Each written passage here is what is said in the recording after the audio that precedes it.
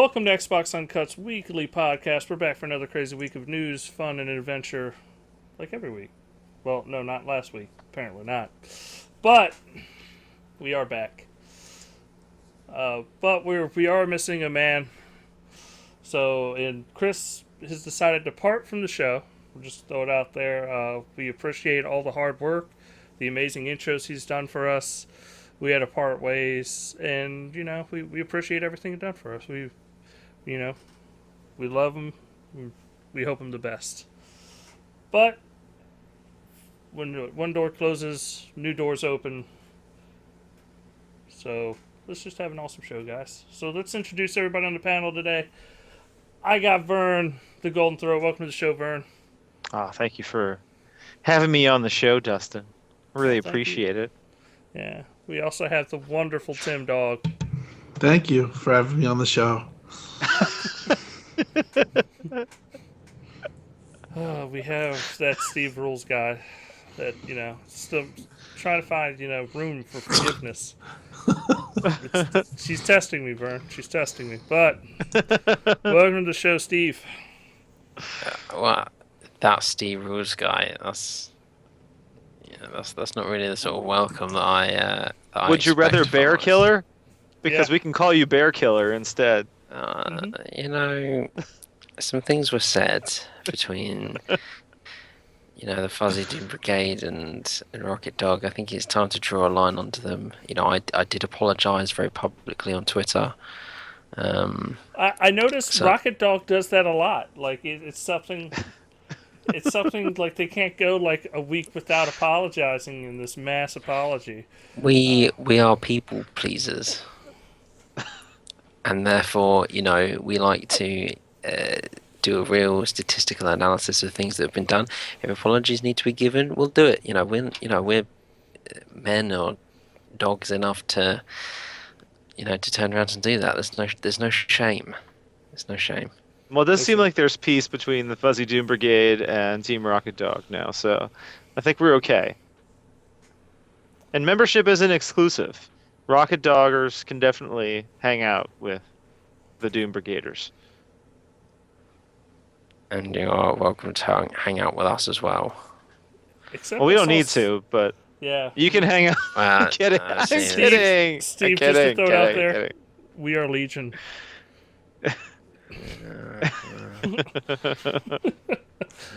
All right. And we also have Jason. Welcome to the show, Jason. I'm going to be the good guy of this podcast. So, really? Yeah. Wow. I'm going to be the good guy side. Are you just going to put your mic on mute? Yeah. We're calling you Ford good guy? Yeah. You could just plug it back into your Xbox. I mean, not that was just you should, but I'll just All right. Well, I'd also like to apologize for not having a show last week. Like everything just kept coming up over and over and over and over. Like we just could not get everybody together to do the podcast. So I'd like to make a personal apology to everyone out there that was waiting, especially when we said we were going to do it on Sunday, and then that ended up not happening. So I am personally sorry that we didn't get anything out there for you last week, but we're gonna make it up. We're gonna make it up. Or the background. Got a question from the chat here. Where's Tim's webcam? Out of service right now. Out of service. Yeah. Out of service. I have a cheap webcam, but it's just I gotta get a new one. It's just when I spend the money. So I'll come back. All right, man. No Bones is apologizing for the sexist statement. Real men and women both apologize. Fake men and women too. All right. Well, that's the update on the chat room. Can we do chat updates every now and then now, from now on? What we do is the chat discusses as we go on. But, Vern, we got some letters. Oh, we're going right to letters. All right. Yes. All right. Let's see. Let's say we have 3 letters all from the same person. I'm sure you can guess who this is. This is the Wicked Soul. He says, "Hello, friends. You might have noticed I was nowhere to be seen these past weeks. I will tell you where I have been. In the blistering cold mountains of Redacted. There is a cave that is known to many as a simple tourist attraction, but little do they know. It is an entrance to one of humanity's oldest crypts that holds many secrets. The beginning of the universe? What really happened to Atlantis? What happens when you go through a black hole? All these questions answered. I've gone into that crypt alone and saw things that no mere mortal should ever see. Unfortunately, I cannot reveal the knowledge I have gained. I have made a pact with the guardian that protects this earth. Anyways, I have returned to writing letters within the safety of my own dungeon. Wicked. All right. I guess I can go on to the next one because that was self-explanatory. Disclaimer. This is written by Predictive Text again, since the last time brought a very good discussion, and I hope this brings an even better one. With the latest information about the new features in the middle-aged women who are interested in learning about how to get a chance to see what happens when you want the truth, what is your responsibility for their actions? Well, I think the cornerstone of our responsibility is to make sure that power doesn't corrupt. Because these new features are pretty crazy. Pretty crazy.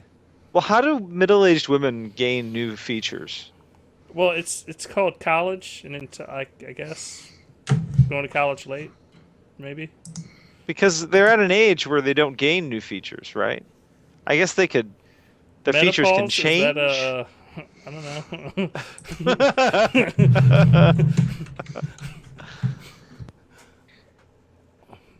And what do you think they're interested in learning about how to get a chance to see what happens?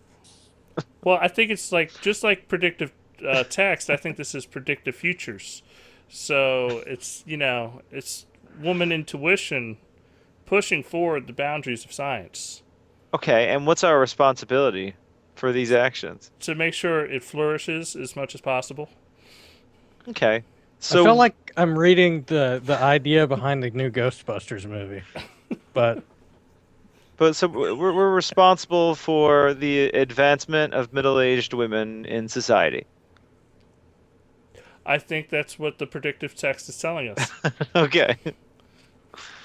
not to become dancers at a Microsoft event.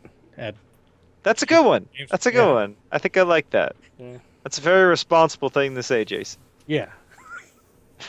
Thank you. How do you feel, Steve? Good.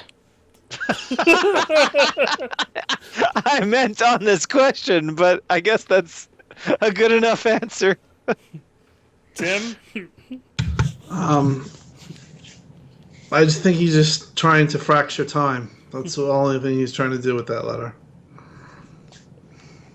There's no Okay. answer. You went all quantum break on that one. All right.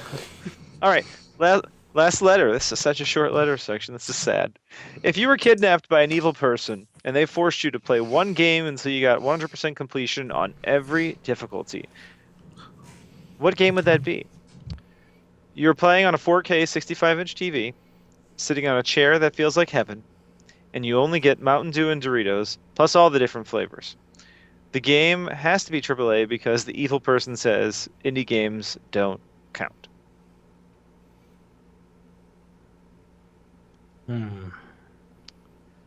Ninja Gaiden. Can we play multiplayer games? He never states. Well, no, but he does state every difficulty. How many multiplayer Exactly. games have difficulties? So I'm pretty sure that he's talking about, you know, What if it's a game that has a Campaigns. multiplayer mode? I'm going to choose the Order 1866 because I got beat it in 30 minutes and no longer be kidnapped. Does that count? I was trying to think of the shortest game possible that I could beat really quickly. Didn't somebody fuck. complete Ori in a real crazy amount of time? Yeah, Fuck. but that's... Far Cry 4 can be takes completed skill. in 15 minutes. No, but you got to beat it to completion. 100%. Far Cry, Far Cry You would get be a all pain that in the bullshit. Ass. Yeah. Nah, well, yeah, but you can't do that in Ori either. So Fast and the Furious, the fucking whatever edition DLC. Quantum- I think Honestly- that counts as AAA. Quantum Break seems like it would be an easy one to do this with, actually. Because Yeah. you'd only have to play the Yes. game twice. Isn't there 3 difficulties? Yeah, No, but they just have to do the. you can play it on hard mode. And that would knock it out from one. Well, you'd still have to do 2 playthroughs because to get some of the achievements, you have to choose the different junction point options. So but that wouldn't be that bad. I could do it. I'm sticking with Ninja Gaiden because I feel like if I did that and I beat the crap out of it, I would actually accomplish something during my captivity. I don't know. Like, just. I've never been able to beat it since certain people have deleted my save game like 3 times. And I've gotten close. So close. Numa would be an easy one, too. It's not AAA. Why y'all? It's true. not. It's not. Quantum yeah. Break is definitely one true. that you could throw in there. Yeah. But there has to be another one. And Rise remember, wouldn't be that bad. You're also on a Rise, couch yeah. that feels like heaven. A couch that feels like heaven. So you're not gonna, even though you're in captivity, you're probably not wanting Okay. getting off the couch. Yeah, but Rise would be rough because of the multiplayer. You'd have to get all the way up to whatever level it was and all Level that. 200, I can confirm. Yeah, F that. Great Yeah, game. Quantum Break. Quantum Break. Easy one. I'm going to do it. That'd be it. I'm planning on going for 1,000 on Quantum Break. Shouldn't be too hard. All right. Does anybody else have an answer for this, or are we? I'm Okay. trying to think. I know Steve is. It has to be some like slam dunk. I'm trying to figure out why you guys want to stay in captivity. Well, to be fair, if I've got a lot, actually, to be fair, Doritos are awful, and I've never tried Mountain Dew, so, Not a true gamer, Steve. or just not American. You've never you've never had a verification can, so But, I would probably pick.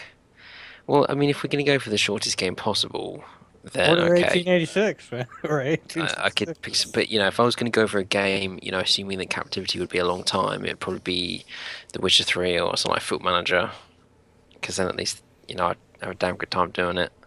No, if you want to be in captivity a long time, Forza Motorsport 6 or I don't think you've seen the achievements for Football Manager. do I want to? Well, if you're going to be there for a long time, you're certainly going to get a lot of variety. Play Football Manager.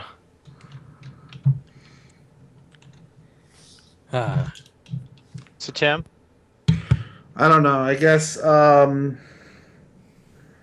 go. I guess Rise. I think that's the answer. All right, man. All right, so we actually do have another letter. Prophecy sent one in late. And the name of the letter is called Late. He says, "Hi, everyone. Will we ever get another Splinter Cell game? When will Splinter Cell Blacklist be backwards compatible on Xbox One? We'll see if these release this year. Will Xbox Uncut make an app for the Xbox One? Do you think Microsoft will ever have a new IP that's as big as Gears of War or Halo? What's next for Xbox? P.S. Steve rules, Steve cares, Steve knows." Those are a lot of great questions that we don't know the answers to. I think the Well, we can important attempt to bit answer them. was what he said at the end about this Steve Rules bloke. I've always liked Prophecy. Prophecy is a damn good man. Just want to shout out to my bro Prophecy. He Oh, wait, plays. he asked one more question, too. I'm sorry, continue. No, he plays with you on Rocket League, right? He's your teammate. He hasn't recently. I've been sad about that. Hmm. But anyway, he did ask one more question. Is a Rise sequel in the works? Okay, so I guess we can start there. Is a Rise sequel in the works? No. Steve can answer this one. No. Did I hear an echo? All right, let's parse through this. Will we ever get a Splinter Cell game? I say yes. At some point in the future. But it's going to be probably quite different to a traditional Splinter Cell. Maybe like some sort of open world Episodic. thing. Have Ubisoft ventured into episodic yet? I don't know. I don't think so. This will be their entering. It'll probably be mixed up a lot. Oh wait, No, is Telltale gonna make it? No. No, wait. I know what Ubisoft's first episodic game will be because it'll make everyone cry. It's the perfect one. Beyond Good and Evil 2. I thought you were going to say Assassin's Creed. No. It's It's gotta be Beyond Good and Evil 2. Cry. The one that no, because Beyond Good and Evil is like so cherished. People love that game. They've been waiting Yeah. for a sequel forever. So that's like the perfect game. They just put the dagger in the hearts by saying we're making one and it's gonna be episodic. Isn't that great? That'd be almost as trollless as Final Fantasy VII doing it. Yeah. They might as well. While they're at it, they can come out and say every episode's going to be the size of a bit real game. A true $60 title. Well, that's what they're doing pretty much with the. They're Final saying they're. Fantasy VII, Yeah, they said they're gonna follow the Final Fantasy 13 kind of course as far as 3 like full games. I think that's okay. That's not that bad. If they're full games. As long as you can go back. If they're good games, then Yeah. that's fine. I think that this thing new of just like what Hitman's doing and what Final Fantasy's attempting is not a good idea. Well, Hitman's a bit different is. because they've launched digital first, and it's episodic. But some people have said, well, originally they said it wasn't early access and episodic, and then it was episodic, and it actually kind of feels early access. I think the Final Fantasy model is very different to Hitman, Yeah. and I think the Hitman one is a terrible idea. And then this week they said, oh, well, the intention is to release sort of a new sort of episode every month, but we're not sure that we don't want to guarantee we're going to do that. And then they had to issue another statement saying, but as it stands, we're currently on course. Jesus. I don't know. We shall see. What was the next question? Okay, so we already talked about Splinter Cell. Next question. We'll see if these release. Wait a second. I'm sorry. Oh, backwards compatibility. That's right. Yeah. It was when Ubisoft were asked about it after backwards compatibility was announced. The first thing they said was, "Oh, we think this would be really good for a game like Splinter Cell," and none of them are backwards compatible. But do you think this would happen as soon as they released another Splinter Cell game? They would use it to self-promote it It'd be before that. for that? Okay. Okay, next question. We'll see if these release this year. Yeah. I'm gonna say Yes. I'm No. gonna say no. Beta, open beta. I'm going yes. I'm putting a firm yes down. I'm going no. Early 2017, before Scalebound. Mm-hmm. Delayed, Okay. but it's fine. Well, I mean, they're pretty stacked for the rest of the year still. They'll because probably everything's been put kind of freaking pushed back. Fable Legends in its place. That's what they'll do. Oh gosh. Jesus. We'll talk about that soon. Next Yeah. question. Will Xbox Uncut make an app for the Xbox One? No, we will not because none of us can make it. Wait a second. This is not What? true. If We can make it learn on to our code- Xboxes. Yeah, if I can learn to code, I will make an Xbox app for the Xbox One. We're not going to say it's going to be any good. On your Yeah. Xbox. Yeah. So It'll have a Hey, native who knows? resolution of 640 by 480. And it might just be a very simple app that tosses you straight to our Twitch channel and tosses you to the website so you can listen to the podcast. But I'd love to do one. I just, it's just learning how to actually create one. That's the big dealio. But yeah, we'll look The into entire it. program will just be a splash screen. That's Yes. Xbox Uncut. That's it. It'll be fucking beautiful. It won't even have an exit button on it. it will No. have a fart app built into it. And we will be the first fart app on Xbox. It'll be a UFP. You didn't get my joke about not having the exit, but anyway. I did. I Okay, got it. good. I- Someone got it. Okay. I'm there for you, Fern. All right. Doesn't need one. You can just put the mouse over the X. Okay, Well, next it's for question. Xbox, so you just hit the guide button. Yeah, that too. Next question. Here we go. Do you think Microsoft will ever have a new IP that's as big as Gears of War or Halo? At some point, yeah. It's a tough one. But those were massive. No. Well, And first person. Well, we're talking about first party at- games just aren't ever. massive like that anymore. We're But talking first about party ever. games. But first party games aren't massive like that anymore. I don't know if No. they'll ever be. but let's be honest here, right? If they were to go and make another FPS that was multiplayer, or another third-person shooter that was multiplayer in the with the same sort of focus that Halo and Gears do, it'll sell. But they don't want to. But they don't want to do that because they don't want to affect Halo and Gears. So, until such a time arises that they feel that they can put something in there that they're willing to compete with either of those, the answer will be no. When the answer is yes, then they will. But do you think it'll ever be as big as one of those two? I can't imagine Are you- it. do you because- think- Yes. Do Do you If, think if games? they were to do it, yes. Do you think games are too criticized nowadays in order to reach that kind of level? Because I mean, you could technically say Gears of War and Halo got away with a lot that they wouldn't have gotten away with.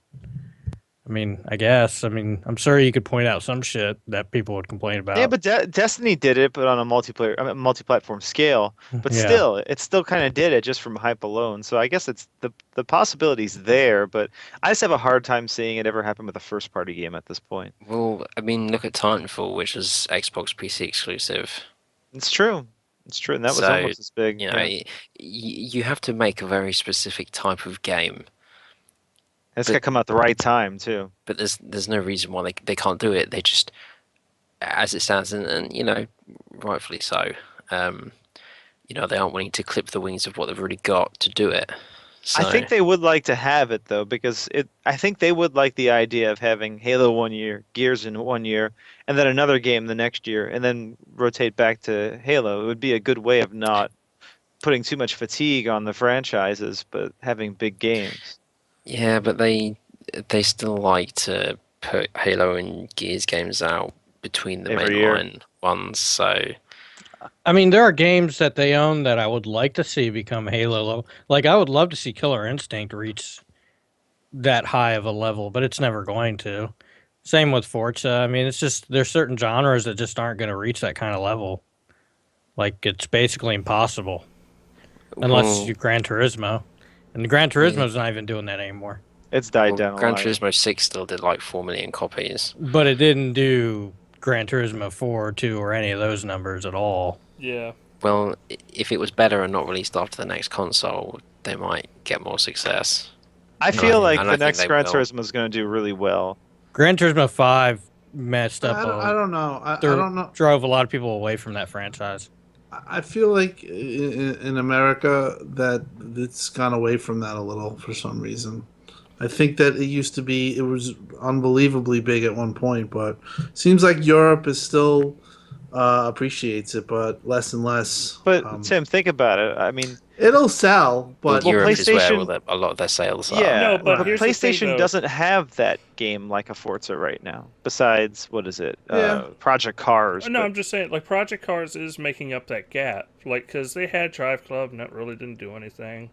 They it's tried. not casual in the same way as far as sales are concerned. Gran It's not hitting Turismo the sells casuals. by its I think name. it'll do well. I think it'll do well. I just don't think he's going to show the numbers that GT5 did. Yeah. I just think overall, even just speaking specifically on Xbox's side, you've seen drop offs, especially in the American in the market. racing, yeah. Yeah. Oh, So, they've already said Forza's their largest European title, and it's nowhere near as Yeah. big in America. Yeah. Yeah, and it's like it used to be that they used to both be like that, and that Yeah. was when GT5 and they all hit off. But still, the Forza series is doing good. It's just that they're not seeing the numbers that they were last gen. Well, like they said, it's the most successful racing franchise this generation so far. Even if you want to say that doesn't mean much, but it's still something. Yeah, Okay, we're I going mean- to the next question. Oh, I'm sorry. Oh, no, no. What, Dustin? I was just finishing up with it. Go for it, Vern. Well, we were just getting so off topic. I figured we might as well move on to the next Oh, no, question. no, yeah, I was going to Yeah. push them forward too. But yeah, you're good. Okay, last portion of this. What's next for Xbox? Fire, burning, smoke. They're literally Recore. going to set the division on fire. Xbox 1.5. No. No, it's not happening. That's a I news was just saying, story. Recore's next, man. That's next, right? Yeah. Wouldn't that be the Boys. next first party game? Recore? It's probably gonna be the next first party game, What's the? unless it gets delayed. No, I Well, won't be. they've delayed. already delayed it one. It'll be August, September. I'd imagine it'd be before the next Forza. You know? Alright. I don't know what Are you else there okay? is. I'm fine. Yeah. Hairball in I'm- there, huh? I'm concerned now. There is this summer, allegedly. I didn't think dogs got hairballs like that. I thought he know- was making that sound because he was upset with us. Yeah. Are you going to Team Rocket Cat? Are you changing animals? What were you saying, Steve? I think Recore, unless they surprise launch anything else, will be the next big one. Not next, next one. Period. What else is Microsoft publishing until then? Cuphead is Cuphead coming Cuphead, out yeah, before that? Well, Cuphead's an Cuphead. ID game. Below, that's impossible. That's Yeah. ID as well. Well, they have Crackdown 3 beta in summer. Well, yeah, the multiplayer. I mean, I don't know what's going to happen with that there's game. Gears of War 4 beta, isn't that coming out before Recore? Still They not haven't- released. Is that really? but Okay. I mean, could Gigantic come out? I mean, they're still working on it. Yeah, that could Possible. come out. I do think that you might see Gigantic and I could see them both in Fable Legends somehow making it. Oh no, Bone said Below. Just give up on Below, dude. We've been waiting since. No, launch. that's coming out. I They think they announced I know. 2 Soon. weeks ago that it's coming in the summer. That poor game has been subbed since launch. It's so bad. Is anyone- It's a It'll be real good. good game. Yeah. I think the Alright. art direction is beautiful in that, so I'm Yeah. excited about That it. that game is going to be the next indie darling. Yeah. Steve calling it. Yeah, it got. I think that game got delayed because someone saw that the potential. Potential. Threw Well, money in it. it's Cappy. I mean, they did Super Time Force, and then they did like Don't Starve, Shipwrecked with Clay. They take their time. Super Time Force is a long time coming, but they get it right, and their games, I think they sell quite decently. So Uncharted 4. All right, Wicked. Yep. Thanks, Wicked. Thank you, Wicked. All right, so that's all our letters. So yeah, write us. We need letters. We need stuff to talk about. So write us at letters@xboxuncut.com. Send 2, 3, 4 letters. It's cool. We'll probably read them. Yeah, that only took up 30 minutes. I don't think there's ever been a letter that you haven't read unless it was like completely explicit. No, there has. There's been like 1 or 2 letters that we couldn't. It was too bad, right? Yeah. Yeah. Or spam. No, we've Never read read- spam. We I know- really need to read I know, spam. but we stopped reading spam. We used to be like, man, we'll even read spam. Yeah, But Hey next thing guys, you know, they say they somebody can. What? Shut up. So somebody ended up signing up our email address to a spam account, and that was fun. So we deleted Oh, I remember that. it. Yeah. That was sucked. But our listeners want to know how to enlarge their penises. How are we supposed to, these emails share the are good important. news. Yeah. Well, for an easy payment of $5.99, Xbox Uncut will not send you a pill. That's our crowdfunding, right? Yeah. So we'll Yeah. The Xbox Uncut Libido? We can make you. We Oh, I'm making that subdomain now. for $5.99. Xbox Uncut a Libido. for $5.99, we can make you uncut. All right. That's our promise. Money back guarantee. All right. Jesus. All right. this is going too far. All right. Shit. Releases. Steve. I'm going to put you on the spot, Steve. Are you ready, Steve? Well, so I am ready. I've been doing some browsing, and as far as I can tell, there's like next to nothing out next week. That should make your job easy. It should. Next to nothing. There's a big game coming out next week, right? Well, I said that I was talking about volume, not quality. Okay, but there's a really big game coming out on Tuesday, so. Yeah. Okay. Well, if you stop trying to take over my segment, Van, I'll get there. All right. Okay. So pipe Okay, down. okay. Okay. Piping down. I'm watching you. Okay. On the 12th of April, there is. Wait, real quick. When can Vern ever watch you? I do every night Shut in my up, Dustin. dreams. Right. I On the watch you 12th every day. I stalk you on Facebook.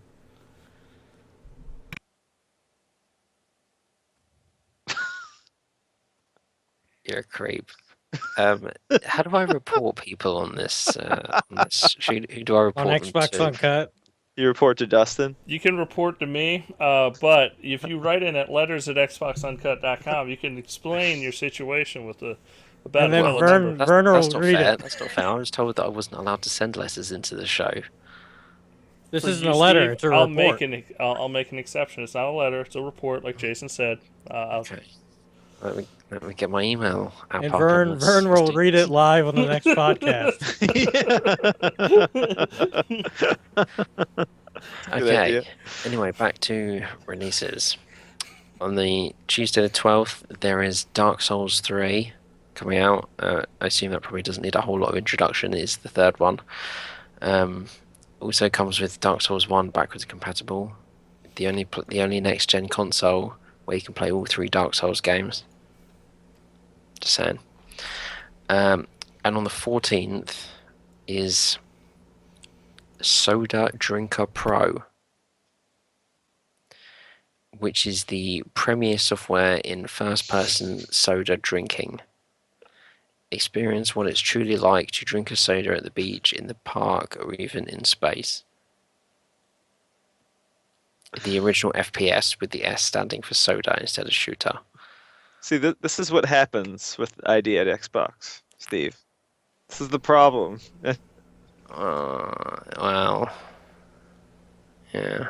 I don't really have a lot to say about it, to be honest. But to be fair, everybody's too busy playing Quantum Break. So, And Dark Souls next week, so.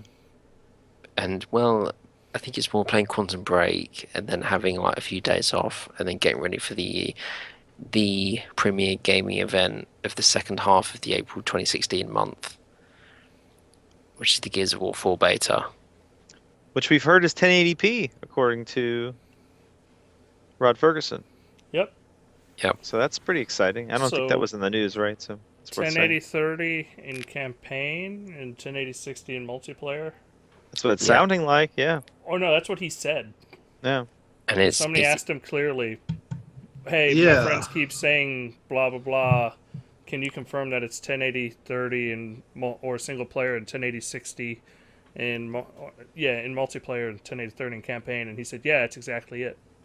So Awesome. He has confirmed that it will be good to go. So That's big news. That's a really great thing. I don't know, dude. Is it going to be? I'll wait until it's DF analysis. To be honest, because I saw the question. The question was, I'm hearing that the beta is 720p, and he said that's not true. It's 1080p. Yeah. But then down the line, I don't know. I don't know how they're going to hit 1080p 60 frames per second. You have to understand, this is Rod Ferguson. I mean, he's a pretty big deal. He's like the father of Gears of War. Well, he's saying no Cliffy reason, B. so it's going to be 1080. He's cocky as fuck, so maybe he's going to do it. He's confident. He's And confident. this was a design decision from the very beginning of development too. Just like what they do with Forza Motorsport. They said, okay, 1080p 60, that's what we're starting at. We're going to make any concessions we need to get there. So what I think it's going to be is basically the multiplayer kind of graphics that you have now with 5 players, with 10 players. I can't see them going too overboard. I mean, you do have.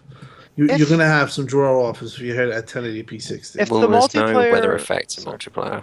Right, and if the multiplayer looks as good as, say, like Gears Ultimate, but obviously on a different engine, it's on UE4. But if it looks pretty close to that, I think people will be satisfied. That's a good-looking game at 60 frames per second. So, but what's really exciting is what it's going to look like in that single-player mode. I bet that's going to be very impressive. So, it's very exciting. And we need them to tell us about Horde mode.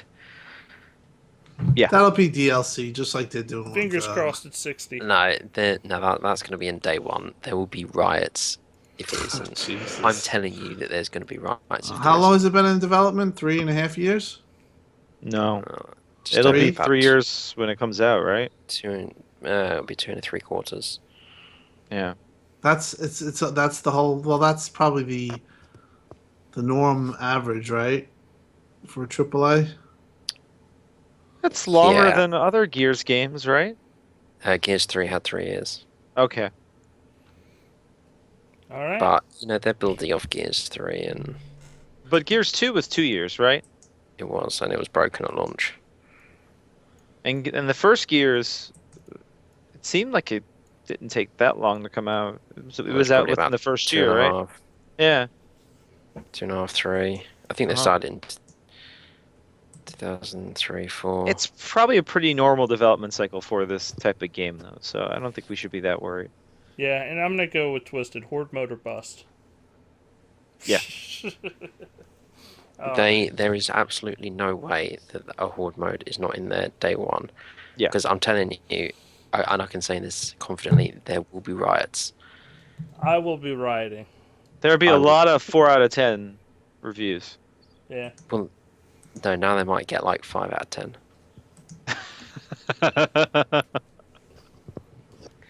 All right. Well, thank you so much, Steve, for your comprehensive list of all the game releases and off-topic discussion. Yeah, that about covers it. Thanks, Steve. Well, by the No way, how are you problem, doing Dustin. today, It's a Steve? pleasure. Oh, I'm good, thank you, Dustin. That's good. Glad Uh, you're doing well. I've got a bit of a toe problem, but apart from that, we're all good. What happened to your toe, Steve? So I've been doing a lot of walking recently, and it came to my attention due to the severe amount of pain that I was in, that I had 3 blisters on it and some bruising. And once it healed up, I checked the toe, and I've lost like 3 or 4 layers of skin, and it's in a bad way. Man. Yeah, Wow. it's pretty rough. Do you want I'll get you a picture at some point if you want. Yeah, if you could put that, we'll make it like the That'll be the only time he uses a webcam, and it'll be just to show his toe, and then he'll turn it back off. I mean, we weren't going to announce the foot fetish site yet, but I mean, it's coming. Foot fetish uncut. It's coming before you do. See what I did there? I'm sorry. I wonder if that's actually a real website. Foot fetish uncut.com. Let's just let this go. Okay, thank God it's not. Do you need to buy it? Yes. You better do it. Some of your own freaking like prophecy will buy it under you. Pull the rug right under your toe. Get another burn. No? No, okay. Alright, let's move on to the news. Because that's going to be... We've been gone for a while, so we got a lot to talk about. Oh, Wicked Soul wants to know, what are all of your fetishes? People that don't use cameras. That's my fetish. Wicked. It's the mystery Mine that, too. that you enjoy, isn't it, Dustin? Yes, it's the mystery. I just like to envision, you know? Yeah. You Thanks, weirdos. Wicked.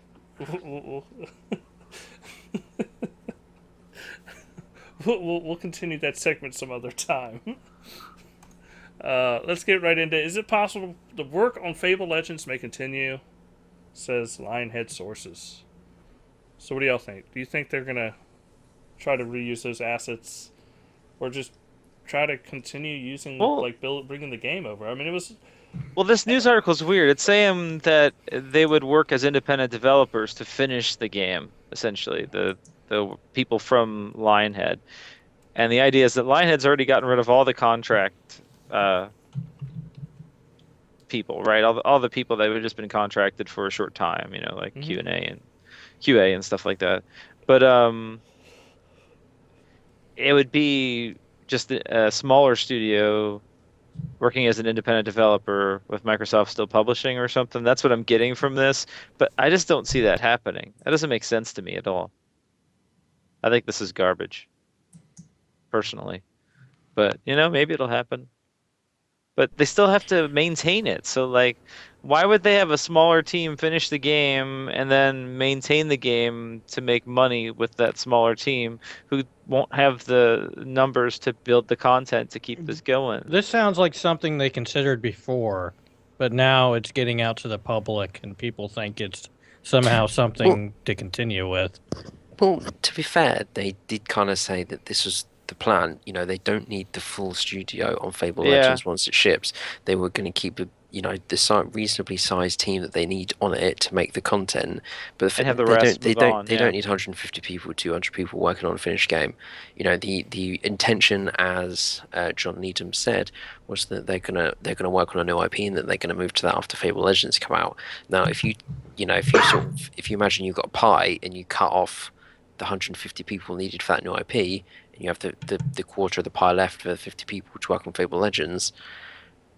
Presumably that's what this will be. I mean, it would be a very Microsoft thing to do, I think. I mean, they kind of did it with Halo Wars and Ensemble and Robot Entertainment.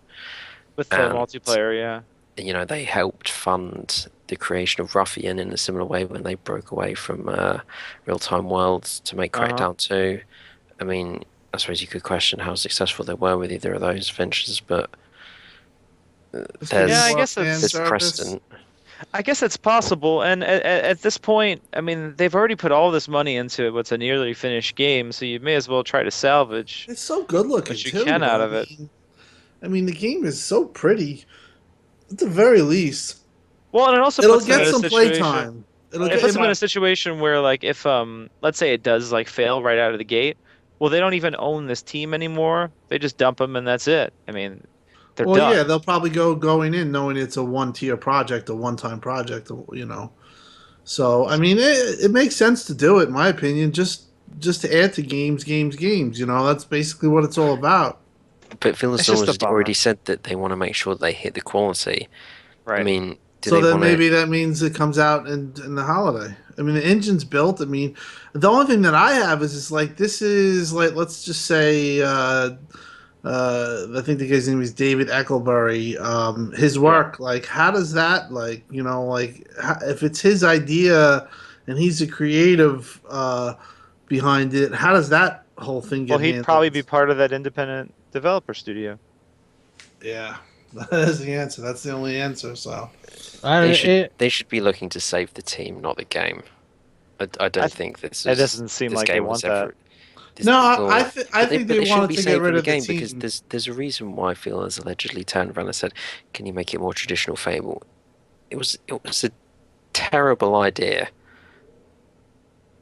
Yeah. Well, I mean, I think that in that aspect, that they probably laid a lot of people off. Maybe they're hiring some people back. You don't know what goes on, obviously there. But I think they wanted to break that team up for whatever reason. They weren't getting results, and they felt like it was dead in the water, and Well, you have to remember when these guys. loss of payroll. You got to remember when Lionhead would have come to Microsoft with the idea of Fable Legends. Microsoft didn't go to Lionhead and go, "Hey, why don't you guys make a MOBA or some shit?" They didn't go and pitch the idea to them. Fable Legends or Lionhead Studios pitched the idea to Microsoft. And to be fair, think we have Microsoft. sufficient evidence to. I mean, No, you look that's at how game development works, dude. You look The at developer how pitches everybody- to the You look publisher. at how everybody swam to Connect, and then how everyone's kind of swum in that Azure direction. Yeah, and we already know from people that already left places like Rare that Rare went out of their way to work with Connect. Yeah, Like- it wasn't Microsoft pushing them on Connect. They kind of just wanted to. Lionhead pitched the idea of Fable Legends to Microsoft. They were given the money, they were given the budget. Microsoft said, "Go ahead and make it." Now, to be fair to Lionhead, Microsoft are the ones that approved the project. And they also helped them build the studio around that project, which Sure. put them in the situation they're in right now. Because that team could either make another game that was a games as a service game, or not, or just be done. And what we're seeing is they're done. That's what ended up happening. Now, what most So- likely happened is Lionhead kept telling this game, how many times is this game supposed to have been released now? Once. We, Well, it was One. supposed to be over with, right? Or the 14th It it's was- supposed to be, right? Or is it Yeah, the 4th? but it's the 13th, I think. It was originally due in holiday 2015. They delayed it in December till spring. Sad one delay. I mean, this Yeah. thing was in development hell. Who knows how long this game is really from release? I've played it. I mean, it's glitchy. I think they could fix it. I think that they could, if they had a team on it, they could get it ready by November. See, I don't Just know. throw it in But the there. I don't know problem for sure. But the problem is Lionhead's been working on this so long. Is Lionhead the team that is needed to complete this? That's a Probably good not. question. No, The that's question really is Well, they'll, whether or they'll not probably hire those people. that's They'll that's the main point behind this. If That's a Microsoft fair is question, looking at really. Lionhead and they see Lionhead is incapable of finishing this game, or at least to the quality that Microsoft wants, then what's the point of even keeping Lionhead? I mean, it's a terrible thing to Well, say, but look what they did with Iron Galaxy when they went. When They transitioned from they had a developer leave for Amazon, I believe, for Amazon Games. Which what was the name of the developer? Double Helix. Double Helix, and they transitioned it. It's doing pretty Well, good. Well, that was a bit Fortunately, different with Double, because the game was already done and released. well, not And just Microsoft- that, but Microsoft Studios had actual Microsoft Studio employees who weren't part of Double Helix but- as part of the team that was working on Killer Instinct. So there was a core of people there besides Double Helix who could then move in and start working with Iron Galaxy. the Now, I guess you manner- would yeah. you would I was- kind of have that situation with with Fable in this case because Yeah, if they 'cause you would- rehire the people, Yeah. you know, Well, not just that. Not like because Lionhead's not happen. closed down just yet. Yeah. It's still there's still a team at Lionhead. but they would make it They an could independent easily- developer. No, they could easily make them an independent developer, keep some of them on payroll, Right. and then just have them work at the Lionhead Yeah. studio, independent studio, whatever. I wanted to say something early about this though. I don't think they can do it. Okay, let's say they had how many people were at Lionhead? Was it like 200 or so, or 150, Yeah. or but 200? Okay, let's say they did cut it down to 50 people. Well, those 200 people made barely any progress from one year to the next in the beta that I was in. So, and maybe that's breaking NDA, but it really worried me to see the progress of this game over the course of a year. It was not moving fast. It was not moving fast at all. I remember I told you, I'm like, it's possible it comes out next week. I don't know. And you were like, no way. No. And then they delayed it. Right No, but Yeah. they had hit some big like improvements. I mean, we The last time I played it was very Since we're- buggy. It seems slow on hitting their milestones to me. no, though. but like the last couple updates really did bring it leaps and They- bounds above where it was. they That's did. what happens when you but- know someone's hot on your ass. They did, but progress was very slow on this game. So, at a quarter of their studio, do you really think they could get this game out and have it be good and hit that quality standard? I don't know. I don't really think so. I think the important question is whether or not Microsoft wants to continue pumping money into this game. I mean, It's if true. it is, They could probably Well, do the- it cheap. I think- the thing I is, cheaply. It's already All built. right, guys. well, the let's- thing I is, Wait real a second. quick, Wait a second, Jason. just finish. real quick, the thing is if this thing completely fails and falls flat on its face, what's the point of leaving it on life support for a year just to end it? All right, Steve. What were you gonna say? I think the bigger question here is why on earth they let this project go this far along. Because they gave them time. Yeah, but that's just hindsight at this point, you know. So They gave them I a mean, it's- chance. it's not really Everyone- worth bringing that up now. I mean, we Yeah. all know it wasn't a good idea. So what's the use of bringing that up? Because there's been when they announced it in August 2013, there was a very different person in charge of Xbox compared to 6 months later. They've had all this time. They could have, well, because Phil Spencer's apparently turned around to them and said, you know, can you turn this into a more regular Halo? Well, no, we're Fable discussing what's going to happen in the future, though, and you're saying, well, they should have never made it in the past. Well, we kind of all Yeah. agree with that. I'm saying, like, what does that bring to the conversation? Like, what do you think is going to happen in the future now? I think they're just going to shut the team down. They're not going to cease development Right. on the game, and the team will go do something else. Well, it's like if you're Phil Spencer and they're not capable of even finishing this game that's not even a Fable, why would you trust them with an actual Fable game? And they're not. Their team's not made up for a Fable game. So I mean, No, it's doesn't- it's a bad. There's no one that wins here, and it really sucks, and it's worse for the developers Yeah. that are out of a job. Like I think it would be really nice if Lionhead went independent and then they continued Yes. working on it and they got some backing from Microsoft. That'd be great because that means less employees get. And for the get love a of job. everything, don't get picked up by activists. They already committed to giving refunds to all the people who have spent money in the store. So Yeah. I just don't see them. To me, this story seems like they're missing some details, or they got details wrong, and it turned into a weird story. Or Personally, Or old maybe they're details. old information. I mean, yeah, I find it hard to believe that upper management. I'm not saying that the sort of lower down staff, but they had absolutely no idea this was coming because Oh no, but the thing is, Steve, at the end of the day, this was so Microsoft going, we just spent tens of millions of dollars on this, hoping to make something. For the love of God, make it work, make it work. And it just didn't get worked. And it's like, well, we spent all this money in it. Let's come on, Lionhead. We need to release We'll this. give you And- another whatever months, but if Yeah. you can't reach this goal, then it's over. And then at a certain point, Phil just has to go, look, we were supposed to release a while back, and we delayed it for you, and you're still not there. It's honestly Let's just end embarrassing it. because they advertised this game last year as the lead of this huge best game lineup in history or whatever bullshit. Yeah. So it's and it was supposed to be the first DirectX 12 game, and it ended Yeah. up being Quantum Break. Yeah. All right, but we're going to actually move on from this article because we can sit here and talk about hindsight all day. But let's look in the future. Quantum Break. Maybe not too far into the future. Hopefully not. Maybe not 1.5 into the future. But maybe a 2.0. Is that what Phil Spencer's getting at with I'm not a big fan of the Xbox One and a half? From the way I he think says so. it sounds like a 2.5. Ooh. Saying- Well, you should 2.75. probably read. You should probably read the quote. I guess Yeah. I can read it. It says, he said, I'm not a big fan of Xbox One and a half. If we're going to move forward, I want to move forward in big numbers. I don't know anything about any of the rumors that are out there, but I can understand other teams' motivations to do that. Zinger. For us, our box is doing well. It performs, it's reliable, the servers are doing well. If we're going to go forward with anything, like I said, I want it to be a really substantial change for people, an upgrade.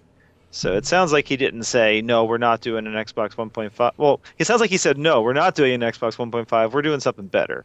So I agree That's with what him I got from too. it. Does anyone in this room really want to spend $400 on a 500. or $500 on a console that's only 2 times as powerful as an Xbox One? I don't. And will it really be 2 times as powerful? Because Yeah, the it's rumor like- right now with the PlayStation 4.5 or 4K, whatever they're calling it, is that it's going to be dual GPU, which makes sense in the sense that it would be able to run the old games no problem because it would be functioning just like the old console on one Yeah. GPU. But when you work with 2 GPUs, you bring in some development difficulties. You know? Yeah. None of the old So- games are going to see That doesn't mean Unless- twice as powerful. No, and like honestly, if they do add another GPU, that means if previous games that have already been developed want to see anything out of it, they're going to have to go back and update these games to even get anything out of it. Because Well, it they would can't have just to do that on immediately. Xbox, even if it Yeah, wasn't a both dual would have to GPU. do it, yeah. Yeah. You can't just add a GPU and bam, we're running this game fast. It's gotta know to use it. Yeah, this is. I'm just happy that he's not. Well, Sony has to do it because if they don't have to do it, their VR thing's gonna really suck. Because they really need the dual GPUs will make VR on PlayStation 4 so much better. Like, does anyone disagree with that? Well, the dual GPU would help a lot. Would help a lot for PlayStation VR, VR, because then they yeah. can use one for each eye essentially. Exactly. It's really smart to do that. It makes Yeah. sense. I do think that Sony, I think I said this a couple of weeks back, they do kind of have a problem in trying to launch them both at a very similar time. Because A little is one doubt's like creeping in on Steve. is one likely going to cut into the other? Because I mean, how many people are really going to want the headset if they've just got like the OG PS4? Oh yeah, Then believe me. PS4, Yeah. if the PS4 case comes in, and it could be. I mean, I originally said I thought they'd both go for $400 for the next one, but now Van spoke up for $499, and I think his points were good. And I'm thinking, well, okay, so if they both do go $499, is that going to be quite a tough sell?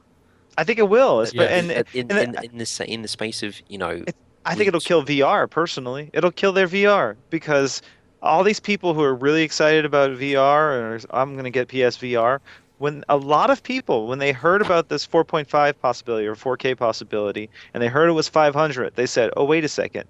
Maybe I won't get VR, and I'll wait for PS4K to come out, and I'll get that instead." And I really do think it'll cut into that fan base that would be possibly buying the early PlayStation adopters, VR. Yeah. I think if they're trying, as someone that owns a 4K TV now, if they're trying to jump on the idea that people are just going to jump on 4K just because it's 4K, I don't think that's going to happen either. You'll have a lot of people that do it to begin with, but there's just not enough 4K content to justify it, especially not buying an entire console plus a TV. Yeah, but this kind of thing It's- will help push 4K content. I think Yeah. it's a good thing. I really do. Well, I want to see Sony and I want to see Microsoft push into that space because then people will adopt it and more content will come out, and this will actually lead the way for the 4K movies and stuff too to be more common. I don't understand why they're not doing 4K YouTube on either console yet. It's possible. I don't know why they're not. Well, because it can't output yet in that. Yeah, I can. No, it has to do with the HDMI. HDMI. Well, with Netflix, yes, they need HDCP 2.2, but not with YouTube. HDMI 1.4 is perfectly fine for 4K. Yeah, but they're not just going to support one tiny thing on 4K on a console. I know they're you say one tiny thing, but YouTube represents like 99% of all. You know what 4K I mean. content. One- I know what one- you're saying. one- Wait a second. Netflix represents like 99% of all 4K content. Movie content. It doesn't matter. Like, if you fucking want 4K and you got a 4K TV, the best place for content right now is Netflix. And it's your TV running those apps too. So it's kind of useless just to add that one thing, I think, to current Xbox One and PS4, personally. We need Yeah. new consoles, and it's just going to be how it is. I don't know. I'm gonna say 2018. I've been down this so many times. 2018, 2019. They're gonna have a too late. Phil's box. It's too late. How It's too late. is it too late? They're gonna Because- stop. They're gonna because stop Sony- production of games. They're not. They're just It's gonna too- go. It isn't too late. This It gen's is over. too late. This yeah, this gen gen's is over. over. Yeah, What so are you gonna move do? on to the next one. Well, You're if not. it's over, if You're it's over, so attaching they really yourself wanna to this wait gen if another you 2 put on an years. add-on. They need a new set of RAM. They need a new set of CPU and a Yeah, GPU, and then why it are can be they gonna expandable. wait till They could 2018? do that. Yeah, they could do that. I don't know. I think it's going to Why- take time. I don't think it's. You can't just Honestly, sketch it I think- up. It's gonna. There's gonna be time to develop the whole thing. To make I think I think Yes, they've and had we- time personally. You've got to And- bear in mind that and there were me job and Vern listings have for been talking- AMD Yeah. that said that they were talking about DDR4. This was back in 20. This is before the box had even launched. 2 years ago. Like, I that was remember Microsoft 3 years also ago. paid more 3 years money ago, than yeah. Sony did for their AMD contract. We don't know if this was their plan all along, and they were planning a final generation per se. We where need they're gonna Mr. X have it. Media in here. I'm just saying. No, I just No, think no, that but it's- Microsoft spent like $2.4 billion to AMD to get their GPU, like their CPU GPU configuration and everything. While Sony only spent, I think it was, if I remember right, like $1.5 billion. Like, it makes sense Yeah. that they would have saved it, like put the money into it, so that it, even if they, especially if they were thinking ahead, where it's like Windows 10 is going to be our next big platform. We're going to just have these consoles move forward. They're not going to be generations that are typically generations anymore. You're going to have new hardware. We're just going to move the software forward, and that way we can have forwards compatibility. It makes a lot more sense to set that up right off the bat with AMD than it is to like halfway through the generation when they're starting to fail. Like, oh fuck it, now we're gonna make everything forwards compatible, and we're gonna like rebuild the system like that. It's crazy. There is one poster on Gaff. What's his name? Gopher. People have seen that I think he's been verified pretty much as a Sony employee. He seems to think that Sony caught Microsoft off guard with this. That's the only thing that's got me thinking, well, maybe something isn't coming out this year. But Phil that's about Spencer's comments make no sense in the timing that they did They if they're don't. not actually planning anything. I agree. But I just think that it's possible that it's going to be. It's not what we all think. It's not. They're not going to attach themselves to this box. Put it that way. No, but we They're agree going with to that, have Tim. its own new identity. So I'm thinking 2018 is that's when it's going to be happening realistic. That's my call. I could be wrong. I'm going. I hope you are, because like Me that means we too. would have another 3 years 2.5. before we get this. Yeah. Like that doesn't make any sense. For Xbox we One need to. is gonna you're still gonna get good games. No, You Yeah, but know. you're but saying they would get let's destroyed. just let it burn for the next 2.5 I'm years. saying, and how have do the new you console out. realistically put? You don't put a system together overnight. It's gonna take No, time. you No, they've don't. been And working- they've They've been You're had gonna working have on to time. make deals. You know, it doesn't just happen overnight. So 2018 is, in Tim, my Yeah, but- opinion, going to But hold, happen. but hold. They've been See, working on this, possibly. I But I don't don't think so. I think something happened recently, and that is in conjunction with all this talk. But that recently meaning that they might have been full legs ahead. They're doing something, and my opinion is it's that they're going to have a new box, Phil's box. Once a console releases, they start working on the next one. It's not like something like, oh, a couple years later, let's start working on the next one. They start on the blueprints immediately after the last console's done. Like what's going to And be it's- available? What I are don't we It's know going if to not that like happened. it's not like they gotta have to build relationships with these companies either. They have Microsoft has great relationships with both AMD and Nvidia and Intel because they've developed the fucking operating system. They developed the the basic API And that the everybody publishers uses. too. And the Well, publishers anything too. I takes mean, time. Microsoft's I the don't think reason they're going that. to turn around. I just want the Surface team to make the design the next Xbox. That's all I want. Well, I think No, that I just Phil's think gonna- I think they've been working on this a lot longer than you think, Tim. And I don't think so. To be honest. Okay, Tim, I'll use your words then. In my opinion, I think they've been developing this for a lot longer than you do, Tim. Fist To be fight. honest. Okay. See, To be I- honest. you see, I We'll don't see when it think- actually happens. I'll definitely refer to this I think conversation if I I'm think wrong. we need to bet. I think we need to bet, guys. I'll bet. So- Hold on, can I say my bit first? Yes, Steve. Yeah. See, I don't think what you said, Dustin, is necessarily quite right because you look at how Microsoft has changed since Satya came in. You know, it was only 6 months after launch, but you look at how splintered Microsoft was. I don't think that was the plan then, but I think it was very quickly the plan. You know, Phil would have, I think, sold his, make me head of Xbox and I'll do this, and as all part of Satya's thing about swimming in the same direction. But So I here- don't- I just don't- to throw something out there real quick, Steve, because you're getting something really wrong, and you don't know what it is. Is Satya Nadella? He did not change Microsoft as a company. He didn't. He came into a new Microsoft, and the person that did that was Steve Ballmer. Before Satya was even picked or even nominated, Steve Ballmer restructured all of Microsoft, the complete company. You can That go back said- and read all the articles about Steve Ballmer's changing everything. It wasn't just Satya coming in like we're gonna rip it all apart and redo it. No, it was Yeah. built for him to be able to take control of a new company. Now, Microsoft has been working on Windows 10. And the original Windows 10, guess what? That's the Steve Ballmer idea. It was his direction. It's where he pushed. Yes, Satya took over, but it's a Steve Ballmer thing. And you can't tell me that Xbox wasn't going to be designed to work with Windows 10. It's where they've been headed. One development platform.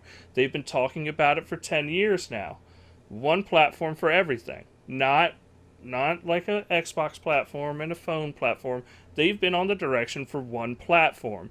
It would not shock me if Don Matrick knew that they eventually were going to release another Xbox in the same lineup of Xbox One, which would be more powerful, because they want to keep a single platform. If Microsoft comes out and they say this is the Xbox Fire and it is not completely just Windows 10 again, they are literally abandoning the Windows 10 platform. They're one platform solution. I don't necessarily agree with a lot of that though, because they said that they wanted this thing to sell 1 billion pieces of hardware. First off, they also said that they wanted this thing to last for 10 years, and that's why they ran it so cool and so quiet. So I think they were thinking They weren't focused on power. They were Patrick thinking, isn't. yeah, but they were thinking long game. They thought this console was going to last a little longer hardware wise. Yeah. I don't buy that. Back then they thought after 3 years they'd have to release another console. So Well, they know that they're in the danger of really losing the market badly, and they are going to lose the market badly. And this is the especially if time. they wait till 2018. Yeah. Yes, but if they go to 2017 agree, and they Matt? don't and they have something that's attached to this, that's not going to help it either. I think 2018 you'd start to see if they get the specs right, you'd start to see people coming back in droves, because one thing that's killed this Xbox all generation is the resolution and everything. You look at what happened to Quantum Break 720p. Guys like writing articles about how we were promised this and that it's a piece of shit. It's 2016 720. The Xbox is it's all about perception, and right now their perception is in the doghouse. And you have Sony on the other hand, who's now coming up with this new thing, VR. Everyone's gonna like it at first, or they're gonna go to it. They're gonna try it out. There'll be a push for it. It's gonna sell PlayStation 4s as well. So right now they're dead in the water this gen. So the only thing I can think of is just beat Sony to the market, just like they did in Gen 7, and with the 360. Because they will get back people, because their platform and everything that they're building, is just far significantly better than what Sony's doing. Tim, the timing would be terrible though. Okay, so in But I'm just 2016, being- at how the end do of you- this year, how do you listen, just- listen. Let me talk real quick. Let me talk. Tim, Okay, you gotta let Vern talk. the idea is that the PS4K would probably come out this year at the very end of 2016. Okay, if Microsoft comes out with something in 2018, it really won't be that much more advanced than what came out in 2016 for Sony. All right. 2018. All right. To the end of the 2016 to 2018, it wouldn't be that much more advanced, likely though. Okay. You can't say Guess- that. You don't know And that. but if Sony is going for an every 3-year thing, which is a possibility, then okay, that would be the very next year in 2019, and they will have one-upped Microsoft again. It really doesn't make sense. It would be really Well, bad they have timing. to get the specs right. So then, whatever time it is, or they have to get the specs It's bad right. timing. They're just going to have to write out the loss. That's my opinion. It's not like gaming's going to go away. The division is profitable. It's making money, but it's not making the money that they obviously want to. How much longer are third-party publishers going to want to keep making games for this console if It'll other stuff work is coming out more It'll work. advanced? We're still buying the games. It's not like they're not going to not make a game for a platform. They're going to have multi-plat. It's going to be as the same as it is. The Wii U says hi. You're It's not talking. Wii U, Come on, guys. I mean, Hey, come the on. Wii U is a more powerful Guys. console than the Wii. No publisher touched it, even though it could match both. That's the a bad my- comparison, but still, yeah, I get it. No. But the Wii U is literally going to be it's midway between the Xbox 360 and the Xbox One. It's not quite there, but it's more powerful than a 360 or a PS3. Who fucking supported that at the launch of the Xbox One? No one. And if Microsoft falls behind Sony again, like we all said, they're going to be in the Wii U's position of being fucking underpowered, because Sony's going to have the upper hand, because they'll be in an odd year. If Microsoft comes out fighting and they get the specs right the same year Sony releases something, they can say, hey, we have the better box now. Hey, guess what? All your games still work. Hey, guess everything's going to be forward compatible. They can do that because they have the platform. But they I just cannot... I don't know how time. I just don't see the time of that. I agree if they could do it, but I just don't see the time of it. I think that in the end, they just have to take their loss and really just get the specs right, whatever that is. Even if it's to 2019, they have to get the specs right. If they wanted to rush it, they could announce something at E3 and release it late next year. But it would be rough. I don't know if I want to say rust. It would be rough. It would be straight up. Look, we're making a new console. Here's our idea. I don't think you'd get We're any changing the specifics. form factor. We're changing the design. All the Microsoft. And you forget, Phil Spencer, before even all the Sony shit dropped, Phil He already Spencer's talked the about one it. that first talked about he an talked about an upgraded console. upgradable. Yeah, No, maybe not just- upgradable. He did Upgradable. not say that. He said But an what he was upgraded talking about is console in the a middle of the console that generation. can adapt to the times, which would be if the next console the Xbox is He going didn't to. say that at all. No, not at all. Well, he does. He does talk about. He talks about He having a talks about system. an upgraded Bring it console in the up. middle of a generation. I mean, just pull it up because from my understanding of that whole thing was is that he talked about a system that would be able to stay with the time. So, like, if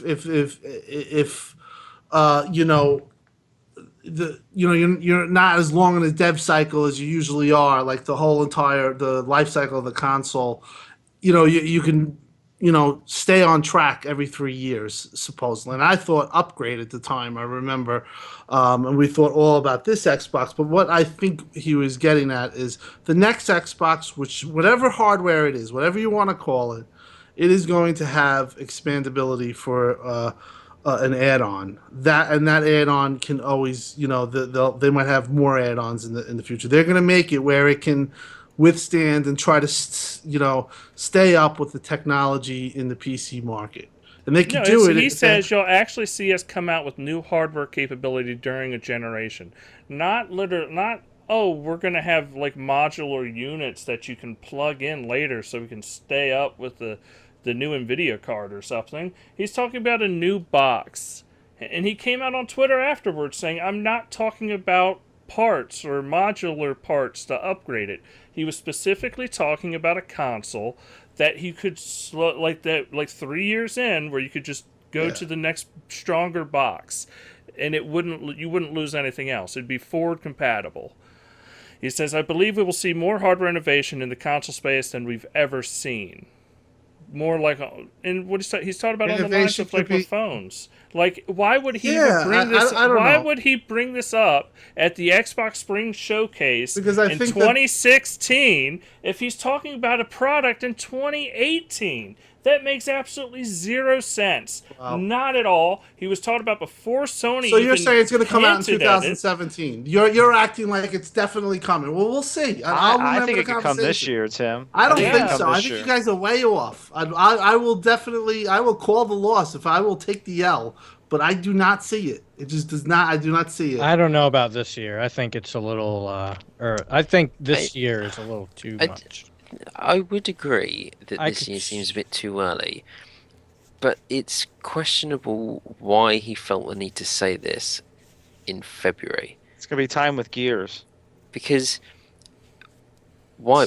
Because that's when people start thinking, well, something's coming this year. Then he could have said this after Gamescom because everybody known, okay, well, they're clearly not going to launch something in the next 2 months, 3 months. So why February? What, there wasn't like a leak or something. He just got up on stage and just said it, and everyone who Yeah. reported on it seemed incredibly surprised that he'd come up and said this. And then he went on Major Nelson's podcast. He mentioned it, and he's said a few bits and bobs elsewhere. You think, well, they were the ones that were like, we're going to announce this year and release this year. They did with the 360. I mean, the two revisions on the 360, the Slims, came out that week, that month. Obviously, they're not probably going to do that, but they did with the Xbox One same year. I do appreciate the thing of, well, 2016 might seem a bit early, but what value is his comments then? Because I appreciate that sales aren't going to tank or anything like that, but it does cause some uncertainty, I think. And by the way, that starts to catch on, and you think, well, why now? just to add on top of all this speculation, AMD's new stuff is coming out this year. Their What, new the GPU external- architecture, Polaris, is coming out this year. And it wouldn't make sense if anything that the next Xbox could be using Polaris. But the only thing that I think sucks is that they got to stick with AMD, but they don't. There's no real choice. Nvidia is going to be too expensive. AMD's really the only choice. Yeah, they'll only do Um, AMD for They've sure. already Nvidia's op- too expensive. They've already optimized for AMD too. I mean, Yeah. look at Quantum Break right now. The way it's running on Windows 10, it's Yeah. doing better on AMD than it is Nvidia because that's what it was built for in Xbox One. So that would be a much easier transition. Yeah, So, yeah. That's They got to that's get no the doubt. CPU right though. That's the They biggest do. thing, and they got to get do. the RAM right too. You can't. It doesn't matter. Like when people were talking about the upgrades and stuff, you're still dealing with the ES RAM, and they have to go with GDR. They got to go with the If I was going to DDR4. build if I was going to build this console, it would have a dedicated GPU, a dedicated Polaris GPU. I don't like the idea of like it could still have Would it have a APU. Thunderport It could. port? I don't care. It doesn't need one though. But it could still have an APU, maybe a dedicated GPU just for the menu system on that APU, but and to also allow it to do standby mode. But these consoles need to go back to dedicated GPUs.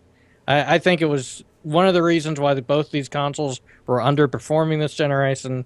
It's just I don't see a need Well, for it's them both. GPU. Remember when they talked about GPU functions and how that's going Yeah, to be? that's Has that taken off? I mean, I know No, that. I mean GP it GP helps. GPU is It helps on used. certain things, and it helps with games. It's not nobody's denying that, but when like it's not a big enough. It's not as good as people make it out to be. You could use GPU to do water on a level, maybe if it's not very evolved. But that's it.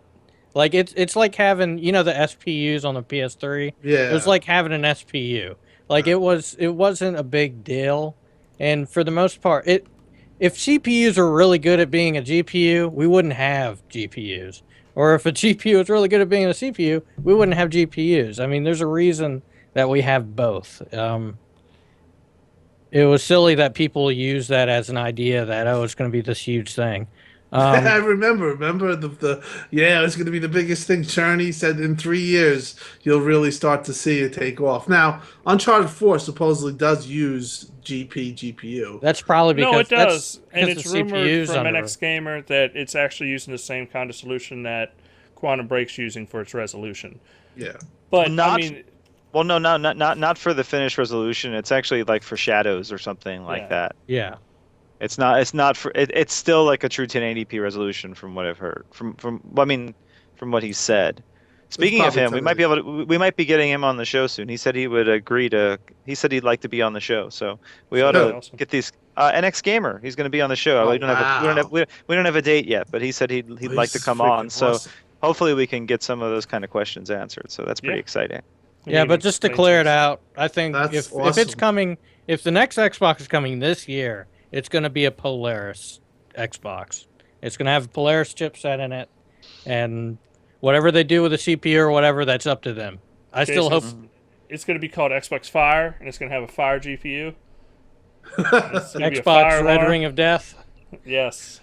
And Phil's gonna be on the intro screen. He'll Yes. just pop up.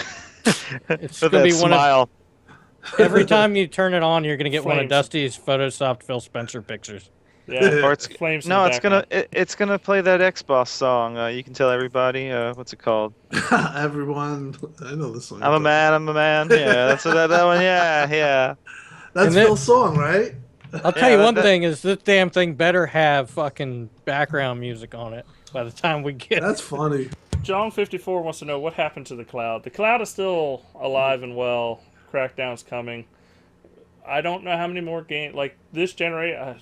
Well, not this generation. It's going to be weird depending on what they do. But you're going to see more games use Azure.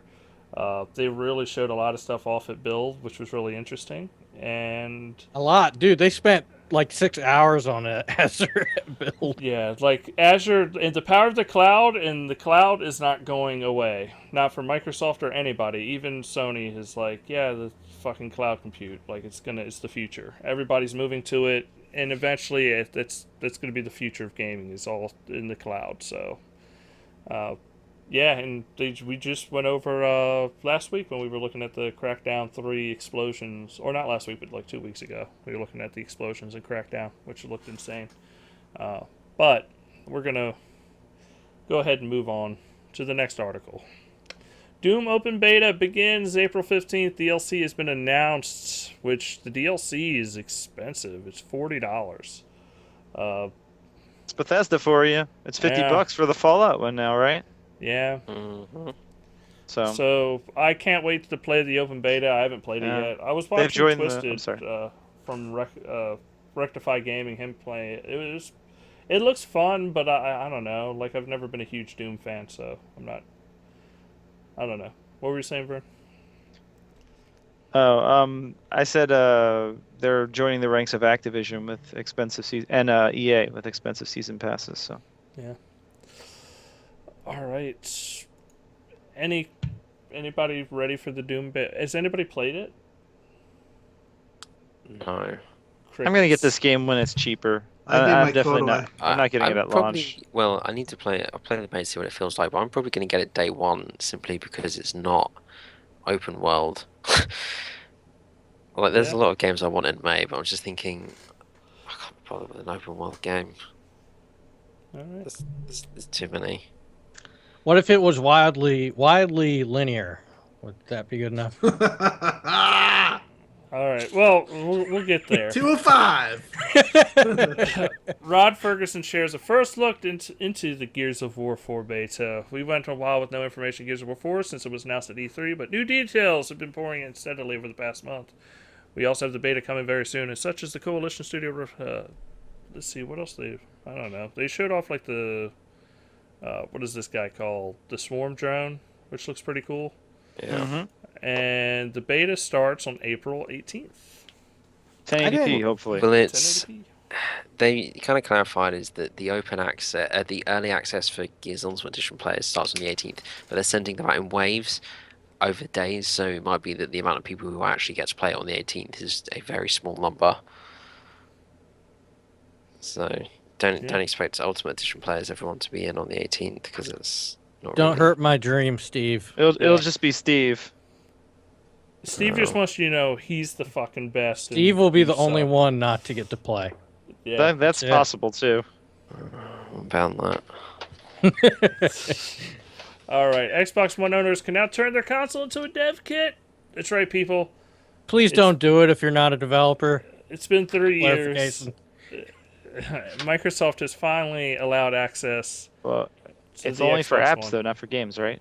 Yeah, this is Yes. an app thing. This is if you want to become an indie developer with Xbox, they have ID at Xbox. You can contact them and you can get started. Like that has always been open for everyone. Now, if you wanted to create the Xbox Uncut app, now I can turn my console into dev mode and actually toss software on it and run it. And I have access, I think, was it 512 kilobyte or no, megabytes worth of. I think that's what it is. It's going to be increased to a 512 gig when it comes out of beta or some shit. Yeah. Yeah. So you're going to end up with a gig of RAM that you can use for your app. Which, I mean, if you're making an app for an Xbox One, more than likely you're not going to use that much RAM in the first place. I mean, you would have to make some really inefficient code to just like stockpile it because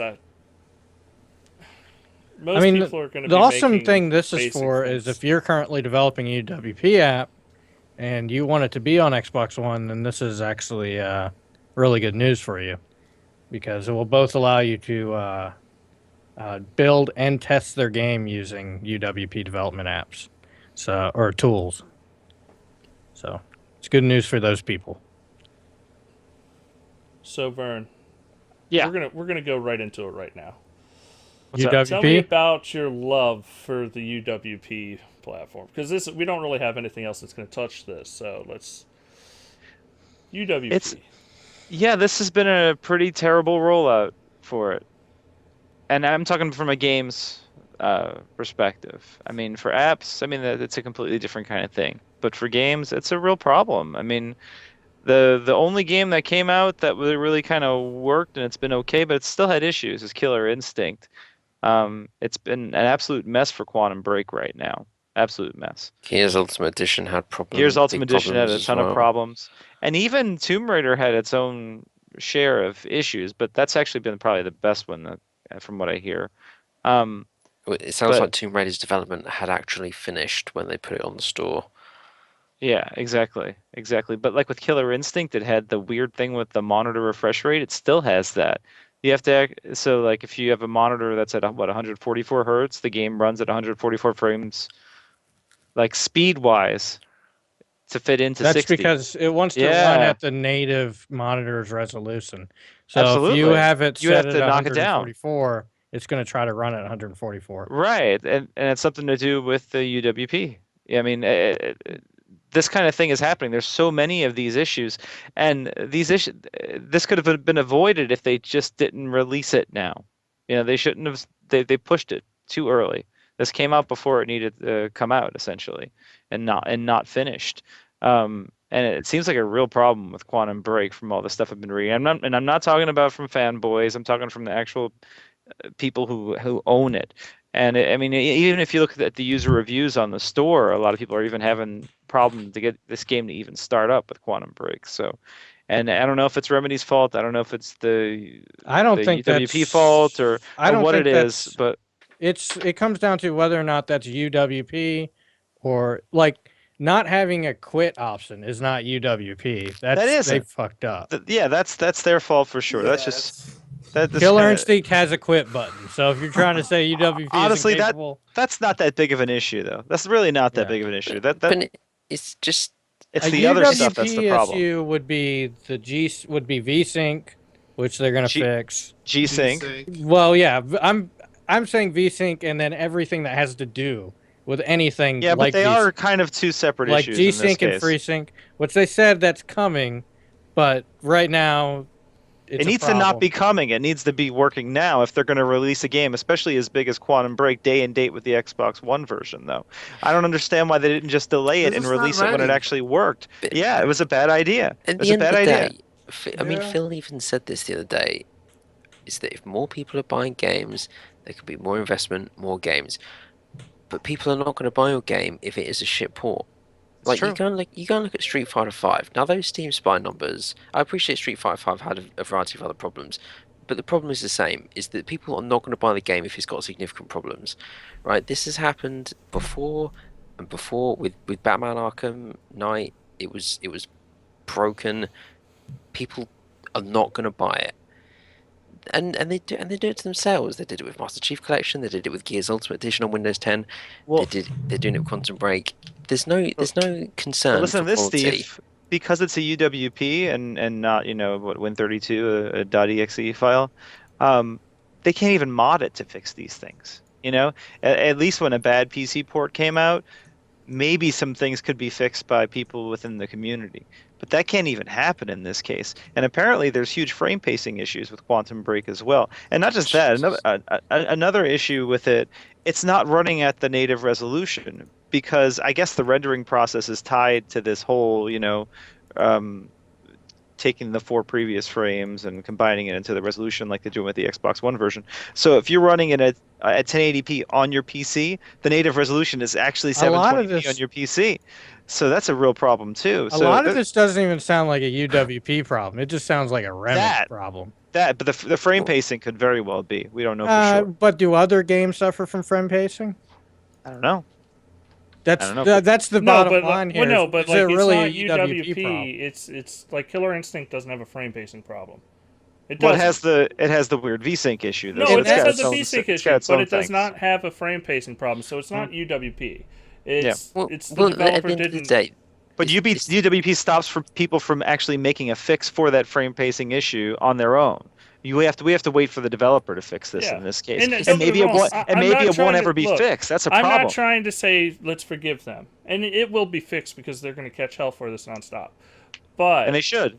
No, they should. But this is the growing pains you get when you're trying to make a platform that can't get hacked or have somebody come in and put shit in your software, and you have a closed system. But why release a high-profile title like this that actually needs a good release? I'm not saying they need to be forgiven, but these are the growing pains we're going to go through. It's just how it's going to be. It sucks, and they shouldn't have done this. They should have been more Q&A. They should have delayed this by a month or at least a month so that they could have had this go out with... Use Killer Instinct to work this out, not Quantum Break. I think other games have shown the main problem with this game is not UWP. It's Remedy and that it was released way too early. Well, at the end of the day, Remedy can only No, that's not part of it. That's the biggest part. Remedy can only work with what they're given. So if a decision has been made late on... No, that's bullshit. No, of course it's not bullshit. That is bullshit. Hey. You're really ready to throw Remedy under the bus right here. Dude, you're sitting there saying you can only work with what you're given. So the same thing could be said with Iron Galaxy. Yet they released a game that worked better with UWP. They've had a lot longer. And whose fault's that? It's Remedy's. No. hold on a Microsoft. second. Killer Instinct was announced for It's PC not back at UW E3. E3. This Yeah. wasn't announced for PC until but very that's recently. not And UWP's fault. I'm not saying it's the UWP's fault. I'm saying it's the Yeah, we're development saying but it's that's not what- Remedy's, maybe. It's Remedy's fault and Microsoft's fault. Well, I agree on Microsoft. I mean, they're the publisher. They dictate the date. I personally believe that a lot of these problems, regardless of whether it's Quantum Break or anything, is down to the publisher. You sit there and look at the product. They're the ones that decide when it ships, and it is Microsoft's IP as well. So it's down to them to look at something and say, well, is this in a state for us to release it? Yes or no? Because Remedy will do as they're told.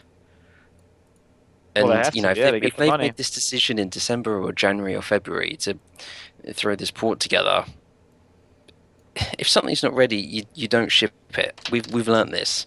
No, They- but it's they Remedy have also. this. This could have been taking another 3 years to get the PC port. Yeah, out 'cause but Remedy. it's obvious this port was rushed just because of the rendering situation. No, If this without a port wasn't doubt. rushed, you would have native resolutions and you wouldn't need this whole weird rendering solution that's going on the Xbox I One just- to work on PC as well. You know, I just think it's annoying that people, and I know you guys aren't saying it. I just think it's annoying that people keep taking these problems that have nothing to do with UWP and making it have to do with UWP. And I'm not saying you guys are saying this. I'm saying other people are. but you do have to Well, admit the well, UWP I wonder what rollout other is really people- bad. They've I rolled wonder- this out in a really poor way. I They wonder have- what other people. I know what other people. What you're talking about. All right. Well, we're gonna move on from this. And Because- before we move on, just No, no.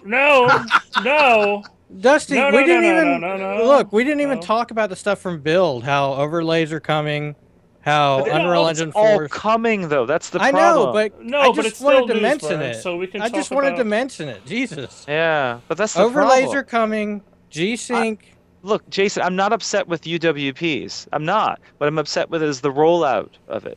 They've rolled it out very it's not poorly. great, but you, They but rolled you it out also- before No, they but fixed okay, all the wait a situation. second, Vern. I already fucking said that topic is done. If Yeah. we want to talk about, I'm telling you to shut up about that. We're gonna talk about other things. I didn't that get to happened.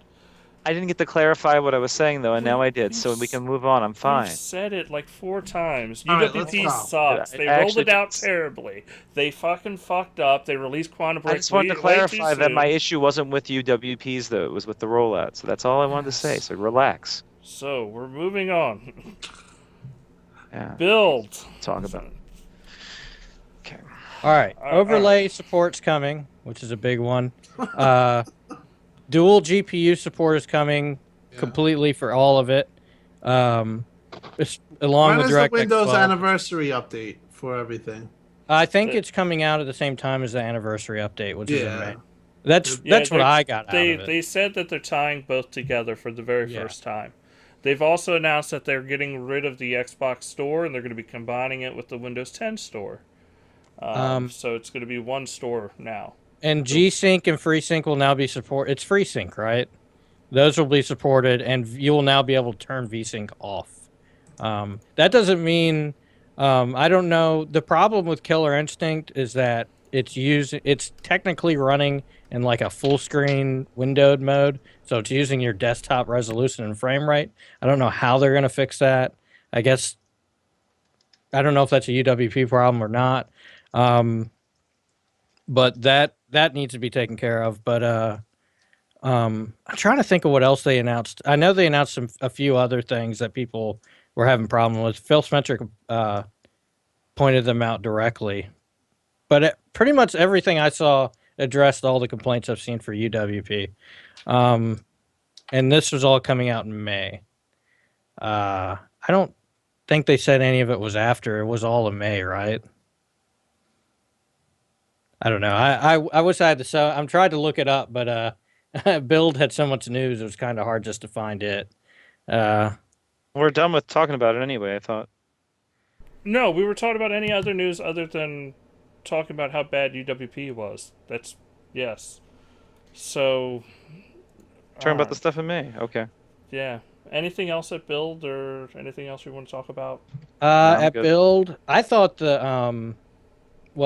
already talked about it with the other apps, but with the dev kit stuff. But I think it's interesting. They showed how quick it was to turn a normal X32 app into a UWP app, and you could even straight bring it to Xbox. Not that it would work very well, or with the interface differences and everything, but you can get it to a point where it would, and it was extremely seamless, and it was really cool to watch them do stuff like that. But that was mostly it. There wasn't too much Xbox stuff. A lot of it was just related to UWP on PC and all that. Gaming on PC. So if you're interested in that, I recommend going. I think it was day one of build and just watching the stuff where Phil Spencer came on stage.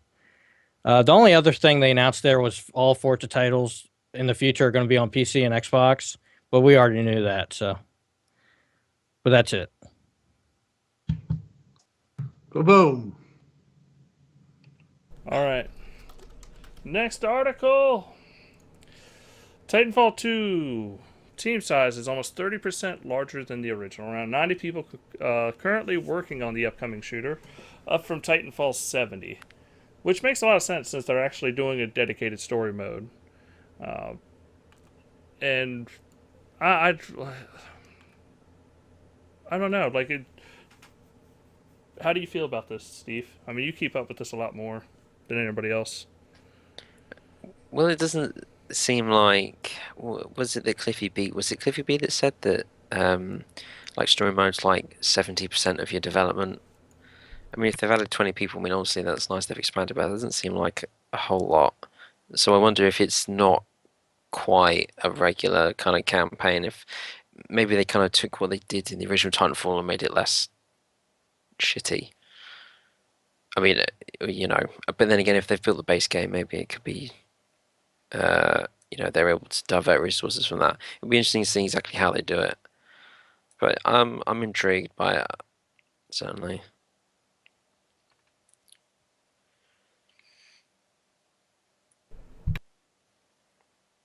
Can't hear you, Dust. Yeah, that doesn't work. Gotta have the microphone on. All right. Gears of War 4 will have split screen for all game modes. Everything. They also recently, it's not in here, but it's also going to have LAN support at launch. It's 1080p, bots. 60 frames too. Yeah, Rod Ferguson he's really been all over Twitter, like addressing all this crap, like every second. Have we even said that it's launching October 11th? No. No. It's launching October 11th, which is a great release date, much better than Halo's. Fighting words. Well, in terms of the keeps distance to the November stuff, I'm not trying to stoke another Gears Halo debate, but I think that launching earlier is smarter. Is smart. Yeah, it's good for them. It'll help software sales be high when they launch earlier in the month. It'll be away from, COD, Battlefield, Titanfall, presumably. Yeah, well, probably. It's a really good date. I mean, they nailed the date. I feel. I maybe all of Microsoft's all their missteps, they might actually freaking get this one right. I feel that Rod is on fire. Like he's really, you see him. He's like hashtagging no reason, and he has a history. So I think it's going to be I think they're going to nail it. And I hope they do. I mean, I'm more of a Halo guy. I know Steve is one of the biggest Gears fans I know, so I'm happy for him. Like my biggest title this year, I said was Quantum Break, but I think Steve did too. But in Gears, I think that the Gears it's just right at the right time. It's fresh. Looks like they got a real good story. I just have a feeling that they finally might get a game that really is. Gets critically acclaimed and sells a lot, which I haven't had in a while. It seemed. I mean, Halo 5 sold, but it didn't get critically acclaimed like you would have. So what's going to be their November game? Halo was too. Yeah. So it's going to be Forza Horizon 3 September, I would think. I think Recall will go late August, early September, and then late September for Forza Horizon 3. And then early October, Gears of War 4. Anything late October? Cuphead, maybe? Well, it's a cheaper title, and it's kind of... I think Cuphead's gonna have appeal. It, It's it, it will, but I mean, in terms of the sort of big tentpole launches, I think, Cuphead can kind of release when it wants and be successful, for a what, 20 they don't have a $20 game game. hidden, do they? You think they have a game hidden? Well, They've probably already said they that'll be have. Horizon 3, I would Yeah, guess, that's just going from to be their Forza perspective. Horizon. There's going to be no I mean, double A. You don't think there's a I used to Well, think there was a they, Battletoads until they, Phil's latest comment on it. I mean, they could be something downloadable. I mean, quite where and what, but you know, there could well be. do you think they just meant Horizon 3 when they said that they have unannounced titles that'll launch in fall? Yeah, Yeah, I do Really? too. yeah. Well, they did say They've, titles. I think they've got. Well, I mean, they could have something smaller. I mean, it's very possible. I I don't mean, expect AAA, but they'll have to No, surprise me. we would have heard something. Maybe Recore is the AAA that I mean, I'm going to be really interested to see that game. That game is if it's something that could be a good game for them, but it I could be a find it big very game. interesting that it was due to be out already. Well, about now, and we've still not seen it. I think there's a Yeah. reason for that. I think I think it could be a launch title for new hardware, and that's how they're gonna push this new IP. oh, Steve, Oh, Son you're of a gonna love bitch. this, Steve. Steve, I got an article right up your alley. Microsoft PS4 just and announced. Xbox One component suppliers say new products on the way this year. Chip manufacturer AMD has said that its enterprise embedded semi-custom business group, which supplies parts for PS4 and Xbox One, is preparing for the launch of a new product in 2016 in our That could also ESC be the segment. NX though. Yes, This it is could. gonna- It could definitely be Nintendo, but I just, I just don't have faith in Nintendo anymore. I'm Well, thinking. The latest Reddit rumor said x86, so that would fit if they were just like, let's just go with what everyone else is doing. They really should. And they need an But HD Pokemon game. Just saying. yeah, but When is that that's supposed to release? They don't know yet, right? They didn't talk The about it. NX? Yeah. There's no date. Is it this year though? It's supposed to be, right? I it's would think gotta be. next year. The Wii is not going to last. I mean, it's not lasted anyway, but they can't sit on that. I mean, there was the rumor from how don't I pronounce it, Nikkei in Japan, and they're never wrong. They better have they talk sparingly, but when they do this because it's legit, and they said that they're going to stop production of the Wii U this year. They better have a lot of good games lined up for launch of this device to get people to buy it. And I mean a lot of good games. It just after the Wii U, I just don't see people really caring, even if it is a powerful device. Which I'm not even sure if it's really going to be that powerful a device. I can't wait to see the specs of it. I'm thinking, I don't know, maybe it's as powerful as an Xbox One. It's got to be more powerful than Xbox One. It has to be. If it's not, that would be such an utter failure. If it's not at least as powerful as, or not more powerful than an Xbox One, especially in 2016. I mean, damn. And No, but people said the same thing about I don't see Nintendo doing it.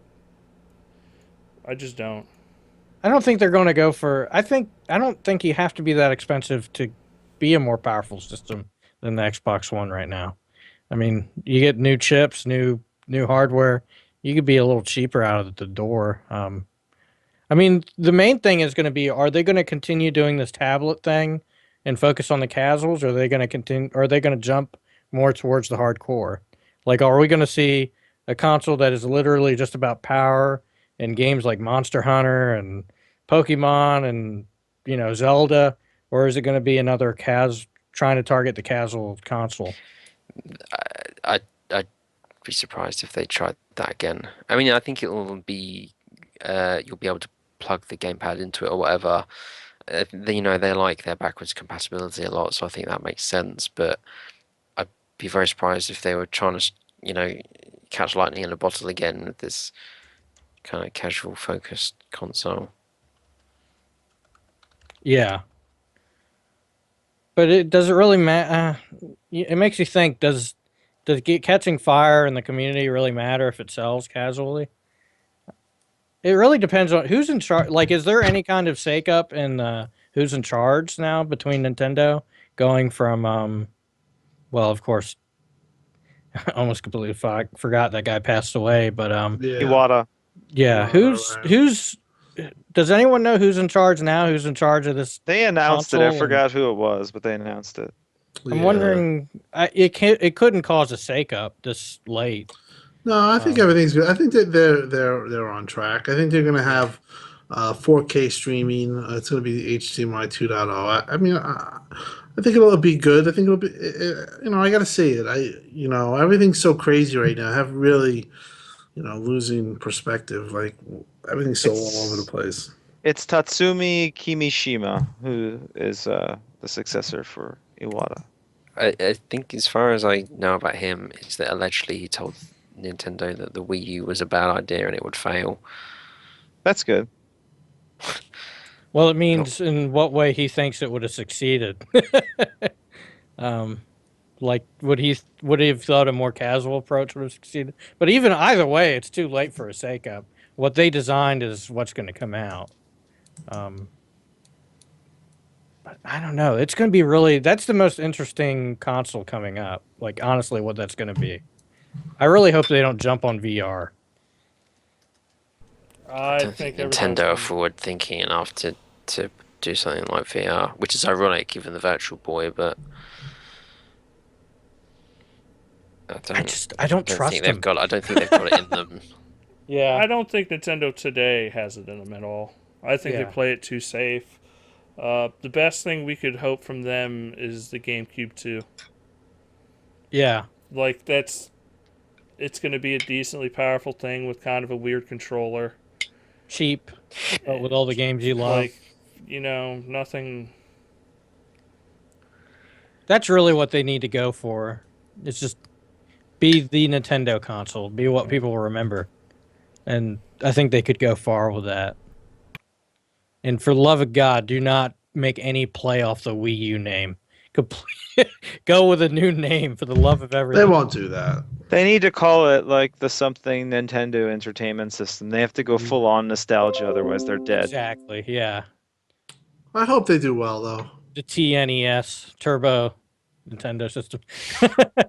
It's gotta be something like that. Maybe they can call it the Ultra NES or something. Bring that back. Because UNES wouldn't be that bad, actually. Well, yeah. they were gonna call the what was it? The Nintendo 64 was the Ultra 64 back before they changed the name. So Yeah, that would be an awesome shout out if they wanna think nostalgia. Call it the Ultra Nintendo Entertainment System. yeah. But then would someone make some kind of funny name to make fun of them because there was a U? I don't know. Yeah, I don't care. I don't think you. If you're coming up with a Eunice. name- yeah. Don't let people like that try to ruin the name for you. No matter Yeah. what they do, they're gonna come up with a name to make fun. But of. they need something nostalgic as far as the name's concerned. But honestly, I think Nintendo's you've got to pretty be much done. careful about going too nostalgic, though. Yeah, but it's working right now. It's working. It worked for Sony at the last E3.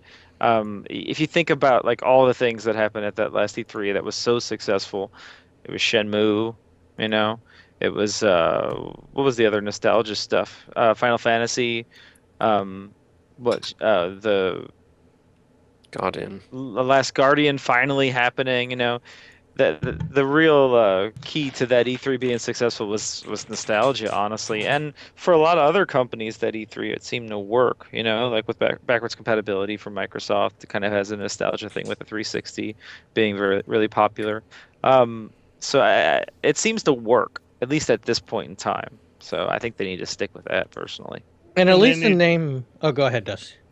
They need to be committed to a better online infrastructure, like completely, like they need to be able to have from now on, if you buy a stupid freaking SNES ROM, it works on your Game Boy, it works on this new console, it just works everywhere. It That needs way to be you're tied not- to your account. Yeah, that way you're not sitting there buying the same Super Mario Brothers 18 times. Yes, I know they make a ton of money doing it, but guess what? They just lost all their customers the last couple of years because that's all they ever do. They need to show people brand loyalty. Both they need to show a reason to have brand loyalty other than being milking their customers out.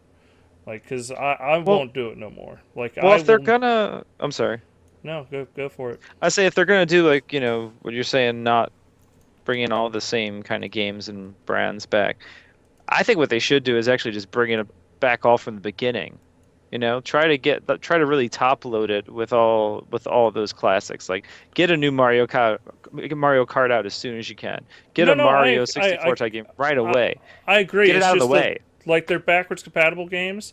They need to Yeah. make sure they work everywhere. Like Oh, you're can't- talking about that stuff, yeah. Yeah, that stuff. Could you imagine if they released a version of this console that had a slot for a Game Boy cartridge and an N64 cartridge and just went the whole way? Just made it because there's still people that Be so own expensive. so many old games. They still own all No, these old but- games. But Like they that, wouldn't that's too Call it the that's too Nintendo niche. Chameleon. Like that's not going to work. What they It need would- to do is just have their games backwards compatible, and then because I mean, let's be honest, whatever they release is going to be able to run SNES games. yeah, Have of the course. SNES games ready to go at launch for all the IPs that they can legally do, and just put them all up on the store and make sure that if you already away. if you already own it on your Game Boy or whatever, guess what? It's there for you. Like because it's going to be tied to your account from now on. You don't have to buy these Well, games. that's the thing, yeah. Even if they because- lose revenue, it's worth it for their market share. Well, that transition needs to happen right now with the Wii U, though. For people Yeah. who own digital games on Wii U, they need to make it to where you can suddenly just tie them to your account. And I'm talking about not just Wii U games, but also the emulated games and stuff like that, the Virtual Yeah. Console. That stuff needs to just be all tied to your account in this generation. That way, when the NX comes out, you can just download them all. You know what I mean? Or if they don't do it like that and they do it where you have to transfer the games like they did from Wii to Wii U, well, when you transfer those games, maybe then it could be tied to an account. But what they do need to do is make sure everything's tied to an account. Because this whole tied to the console thing is just not working. And they Nope. need to. I want to. I know it's called Virtual Console, but I think they need to get rid of the idea of Virtual Console. It should just be games on your system. Like it should be this idea because all Virtual Console is it's almost like a marketing way of saying you could buy your old games. Like they should go the Xbox route with indie games, where it's just part of the store. Yeah, It's but they just call it idea. games. They still have a. I know they yeah, call it it's idea to to Xbox, but so. I But I get where you're coming from, Jason. We're not saying have like but they're gonna be. We're talking about fucking SNES games. They're Yeah. not gonna be next to fucking like I don't know, whatever COD. Minecraft or COD. Like you're gonna have Donkey Kong Country, Mario Kart, Super Mario Brothers. Like you're gonna have those games. They're gonna be their own thing. They're gonna be their retro games, and you could have a retro game part of the store that's nothing but old SNES, NES, like even N64 games. Like any of those, you could have them right there. I don't And you think could just have this console, make it so that it's tied to an account, and guess what? If it's available on the fucking 3DS, you can just turn on your account on your 3DS and play your games where you're not sitting there frustrated that, oh, did I buy it for this console? Because what the big thing that happened this generation for Nintendo, from what I saw, is people went from going, wow, they're releasing that on fucking the DS? Oh my god, I gotta pick up Mario Brothers for it. To, wow, this is the 5th time that I've bought Mario Brothers for a Nintendo platform. I'm done. Like that's the attitude now. People are tired of buying the old ROMs. They need to be like Nintendo needs to give a reason for people to back their system. And if You know they what? keep trying to sell the same 4 freaking games, it's going to ruin them if people don't have it where it carries on.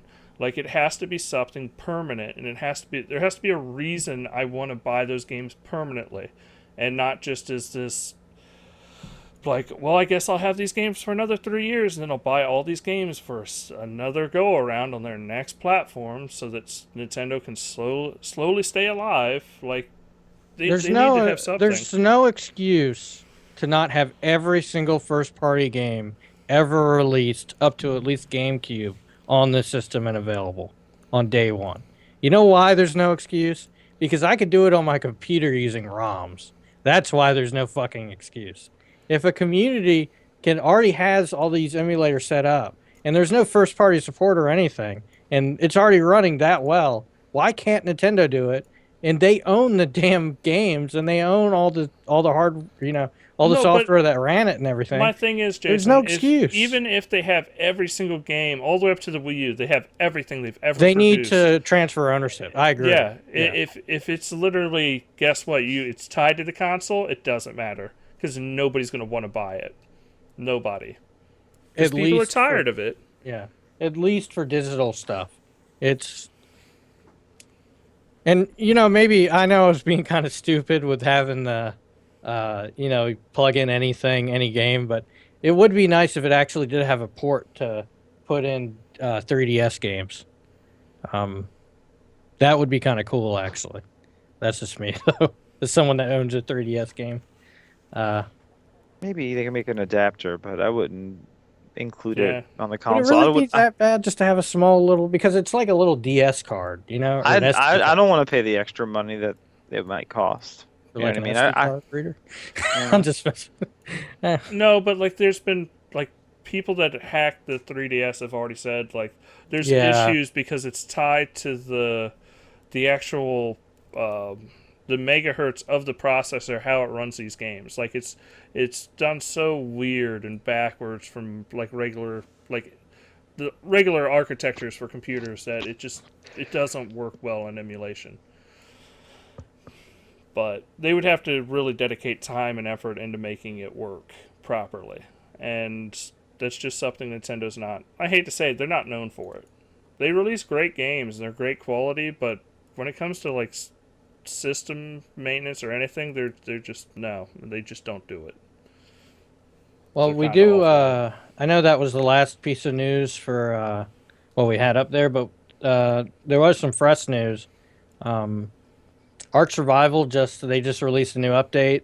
There's new types of servers called extinction events, and they reset every month, which is actually pretty cool. Hey, I got a quick Uh, question about this extinction event. Does it is it tied directly to when they get the game pulled because they broke the law? yeah, I saw that. That was so bullshit. You guys signed a contract saying you'd never develop another game or whatever bullshit. I don't remember. It was dumb. It's never going to go through. They also released a new dinosaurs, woolly rhino, which I know is not a dinosaur, but and some other ones, and just fix some stuff, some frame rate improvements. But the big thing is the extinction event of servers. I'm sure people like that. All right, cool. All right, that's gonna do it for the news portion of the show. Thanks for everybody for your input. And if you have stories you want us to cover, please write us at letters@xboxuncut.com and throw in articles. Like we're always looking for, like, even if you just want to hear our take on if it's a different console or something like that, we'd love to talk about it. So let's just get what you've been playing, Vern. I know you love this game more than anybody else, so let's get right into Quantum Break. Yeah, it's great, man. I'm only through the third act right now, though. I've really been taking my time, trying to 100% it as I go, and stopping and reading every email and Yeah. taking the game in. And I'm at the point where I'm kind of sad. I only have 2 acts left. Yeah, I've played the first 3 acts and seen the first 3 episodes. So what? I got 2 more acts and 1 more episode of TV. So, but yeah, the game's great. I mean, it's got its issues. I mean, I'm not gonna get upset about someone giving this a 7 or an 8 out of 10 or something like that because, I mean, as I'm playing it, I'm noticing issues, but I can look past them and realize how much I still love the game. Um, like the animations can be a little funky, especially in the platforming sections. That's been my main gripe. If I had to pick something I didn't like about the game, I like the idea of the platforming sections and using time manipulation to get through them. It's kind of a cool puzzle. But just like the basic jumping animation makes it weird. You don't know if he's going to catch on to it right, or how high the block has to be able to jump up to it and catch on. And sometimes it looks like you should, but they've made like an artificial boundary in the game, but you can't go into that area. So, I mean, those are kind of flaws that stick out and make the game not seem as polished and as perfect of a AAA experience as I feel it could. But besides that, I mean, the game's fantastic. The graphics are incredible, especially for a 720p solution. It's really surprising. The transitions from the cutscenes to the gameplay are great. I love the way all the different parts of the game come together. I mean, not just the TV show and the game, but also the writing that's within the game, in the emails, in the letters, from one person to another. They really inform your opinions of what might happen in the live TV sections because you've already developed an idea of what this person is and what decisions they may make based on the histories you've already read about before the TV episodes happen. So it's really cohesive in the way everything's combining, and it's really impressive. And then, I mean, you also look at the gameplay side, and the gunplay's great. All the guns feel really tight. The aiming feels good. The balance of all the abilities is just right. And I don't mean balance as in how powerful they are, but I'm talking about balance as timing is concerned. Like just the way like a stutter or a dash or whatever they call it feels. It feels like it's the right length and the right time. It's the same way I feel about Halo 5. It just the gameplay feels really honed and really expertly crafted. And then you look at the sound design, and you're getting on a whole nother level. It's incredible. The music's great, obviously. I think we might have talked about that in the podcast in the past, or I don't know if we did or not. Or maybe it was just on Twitter we were talking about it. Pre-show we talked about it. Yeah. We talked about maybe the 6 or 8 tracks that had been out already, but the full soundtrack's out right now, and it's incredible. And we're actually getting him on the podcast. I don't know when exactly, but he is going to be on the podcast, Petri Alanko. So that's exciting. But the way that is combined with the sound effects within the game, they help kind of build that music. It's really wonderful, and the spacing's done really well too. The audio spacing, like in a full 7.1 sound setup, it does a really good job. You can what? Go on. No, you could walk. Just to further on your point, you could walk around and search for collectibles, and you'll hear in the direction that they are, and you could. I mean, I have no problem searching and listening. You get the whole thing. You take it all in, but you can hear it. Walking away or wherever you have to walk, you can hear the whole thing. Yeah, absolutely. But not just that. It's the sound effects that happen within and outside of the manipulated areas with time. The way it's dampened when you go in and out. The way that affects the music when you're inside and out. It's all really, really impressive. It's great tech, and I think it's being overlooked because it's probably the best sound design we've ever encountered in a video game, and it may be for some time. So, yeah, it's an entirely great package, I would say. My only gripe besides talking about the animations, it seems like it'd be really nice if they had some kind of like time attack mode or horde mode or something to play just the combat, because the way the game's paced, it almost feels like the combat's like half the game. There's a lot of exploration. There's a lot of little puzzle sections. There's a lot of cutscenes. There's a lot of the TV. To where it feels like the actual combat. Yeah, it feels like the combat is actually not most of the game in a lot of ways. I don't know if that changes in Acts 4 and 5. Maybe it does. So I won't be telling.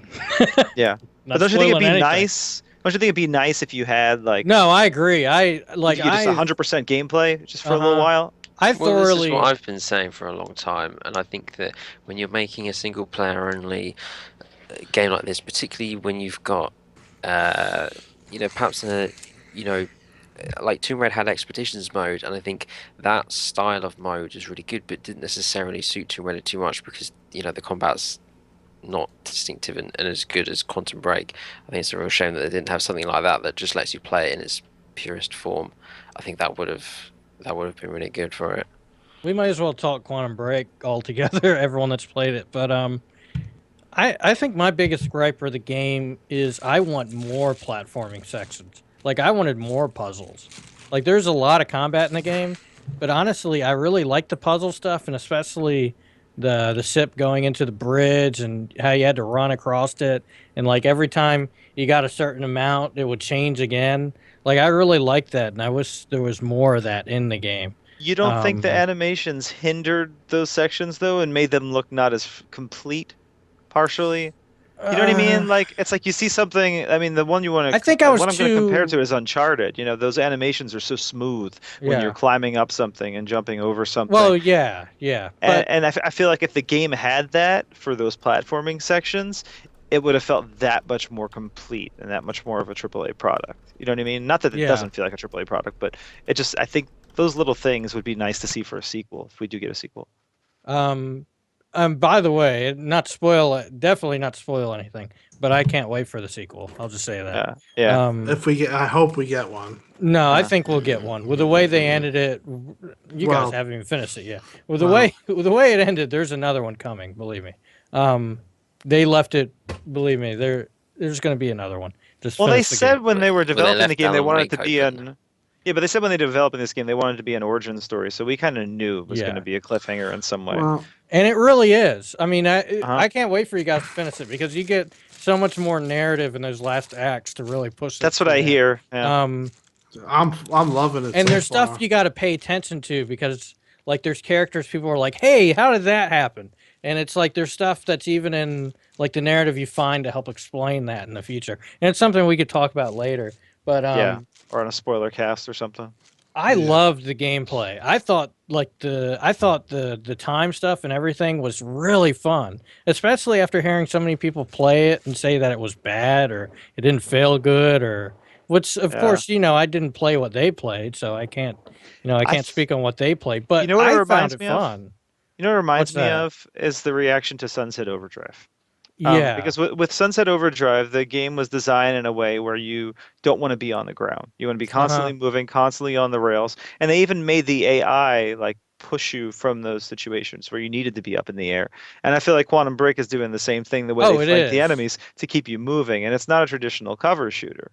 You know, the Y- idea is to use the abilities to kind of create your own sort of moving cover. And I think they slowly push you out of the cover as you play. Like it's kind of Uh-huh. once you get to those enemies that start, dashing like you do, then it's kind of like cover's kind of becoming suicidal. And it was annoying because you see people like GameSpot say it's a cover shooter. It's not a cover It's not shooter. at all, no. Not at all a cover shooter. And then they went on to say there was no effective way to chain the powers. That's bullshit too. There really is. The way the Well, cooldowns work, and the cooldowns aren't across everything. Each power has its own cooldown. yeah. So if let's say if I was approaching a sniper, sometimes I would dash, and then jump right into him, or I would just blow him up, or there's so many different options to Well, approach an enemy. it feels like they didn't play anything past the first two acts, honestly, because in the third act you Yeah. get a particular power. I'm not going to spoil it, Hmm. which lets you chain things together, and really, I think you know what I'm Yeah, it talking changes about. the game. Yeah. Yeah, it really does, and it changes the game in the same way that the air dash changed it in Sunset And you Overdrive, need in my it opinion. too. With the You do. enemies that you come across after you get it, you need it really R- badly. right, right, and maybe that's a problem with the game that wasn't introduced earlier, but you know, Yeah. I think a sequel could really refine these issues we have with the game. So. I think the thing I really want to point out is how well they did the live action stuff. It's awesome. And I really want a Quantum Bake TV show now. My Just say, there were like two stupid lines in the first yeah, episode. There was one about like the coasters or some stupid like that. And yeah, there was another one about having a dream about a cat or yeah. I kind of cringed at those spots. But that was about that was actually kind of where it ended. After that, I felt like the writing improved, and by the second and third episodes, I'm really kind of digging the TV show. So Looking yeah, back at it, I almost feel like those are inside jokes that they got out of the way in the beginning of the TV show. It I really don't feels like an know. inside joke, but it It just felt like they were still kind of finding themselves, you know. I don't understand people that said it was jarring because you go from game and then you go to a CG and then you go to the live action. Like it's not like you instantly go from the game to the live action. I, I don't know. It didn't feel jarring to me at all. Yeah. I do think one of the issues is that there are probably a lot of reviewers, a lot of people going into this game expecting to not like it because of the TV show, you know? Yeah. And that already kind of informed their opinion of the game before they played it. Not that they don't have a reason to feel that way, but I think that definitely did hurt it. But it was experimental, and they did a great job with it so far from what I've played. All So I could I'm say excited to keep is playing. the game does not deserve a 4 out of 10. And in my Probably, opinion, it doesn't deserve a 6 out of 10. I could see how you give it a probably 6, not. but Probably I not. don't think it deserves a 6 out of 10. For me, Yeah, this game's an 8.5 to 9. It's not but perfect, but it's really good. I think everyone should play it, whether or not they end up liking it. It's Yeah. risky. It's a risky experimental game, and it's really cool to see. And Fantastic. I'm glad it was published. I mean, and if you like Remedy at all, this game you're gonna love. So And I'd like to introduce a new segment on the podcast where we're going to go around rating critics' ratings. Analyzing It's reviews. Yeah, it's inspired by GameSpot.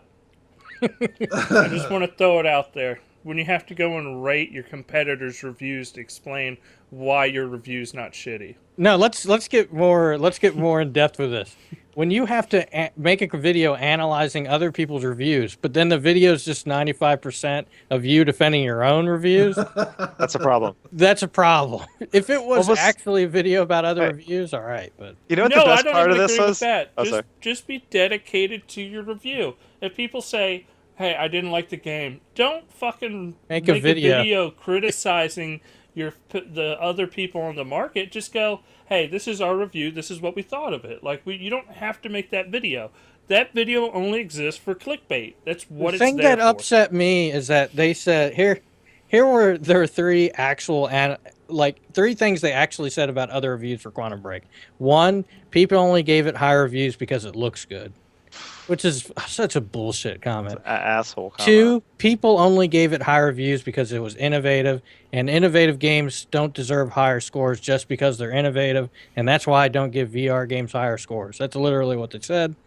And what was the last one?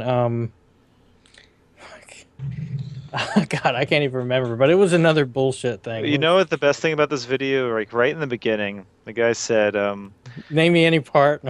"Well, no. Before this, he said when he decided, I'm going to give this a 6 out of 10. Maybe I should talk to another reviewer or something and find out, is it me?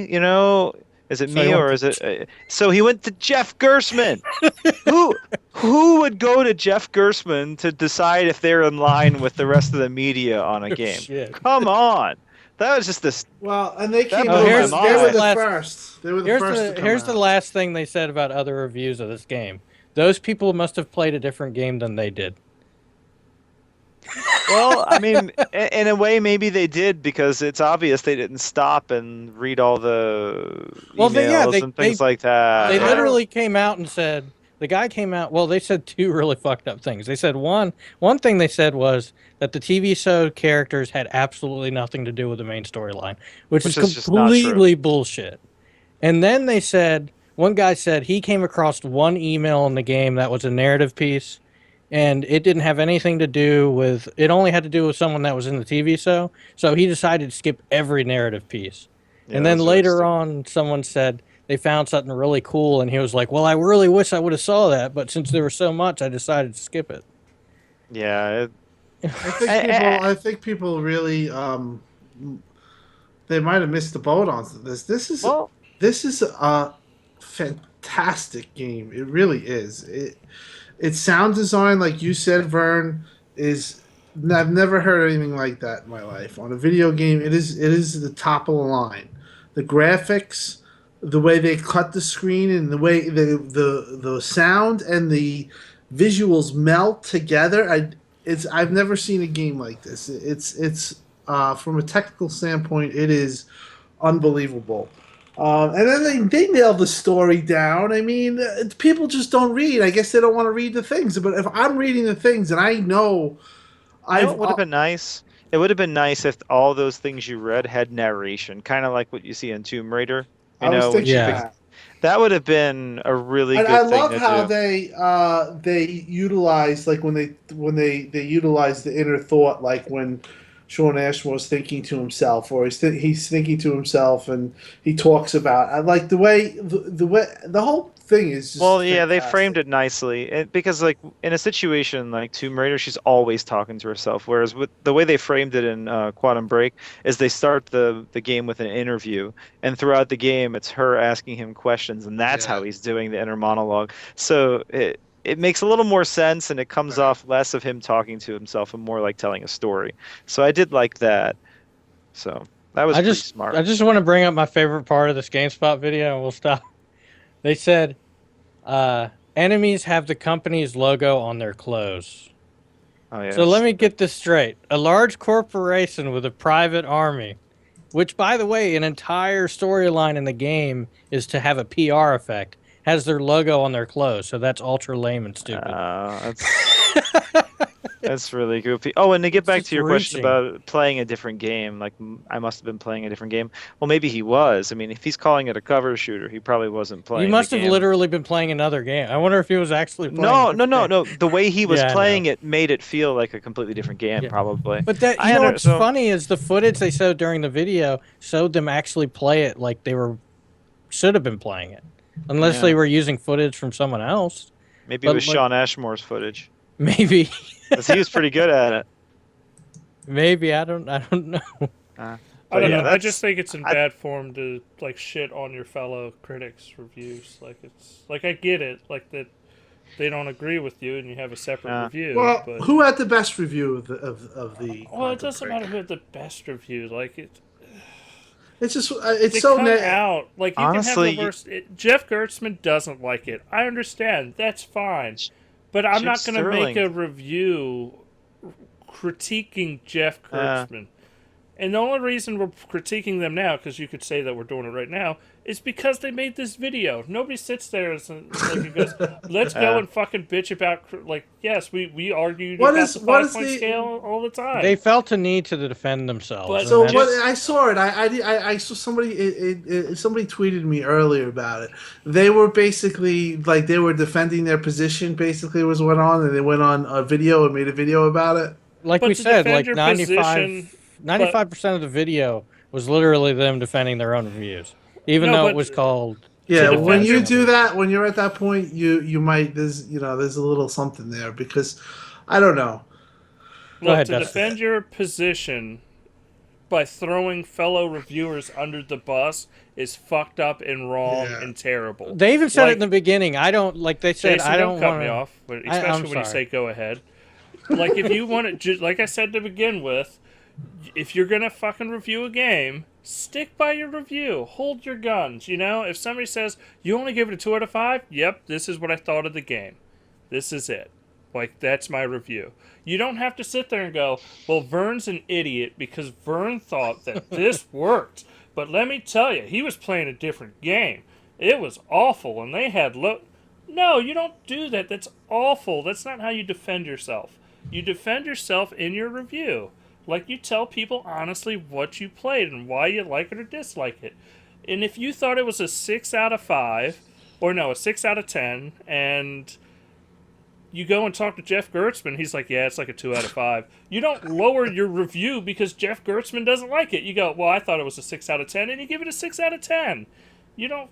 It doesn't Exactly. make sense. You don't do the whole song and dance that he's doing now. You just do it. So And the mess up thing is he brought in other people to do the video with him to try to back up. sounds his own. like a who didn't even play the disaster. game? Didn't even finish it.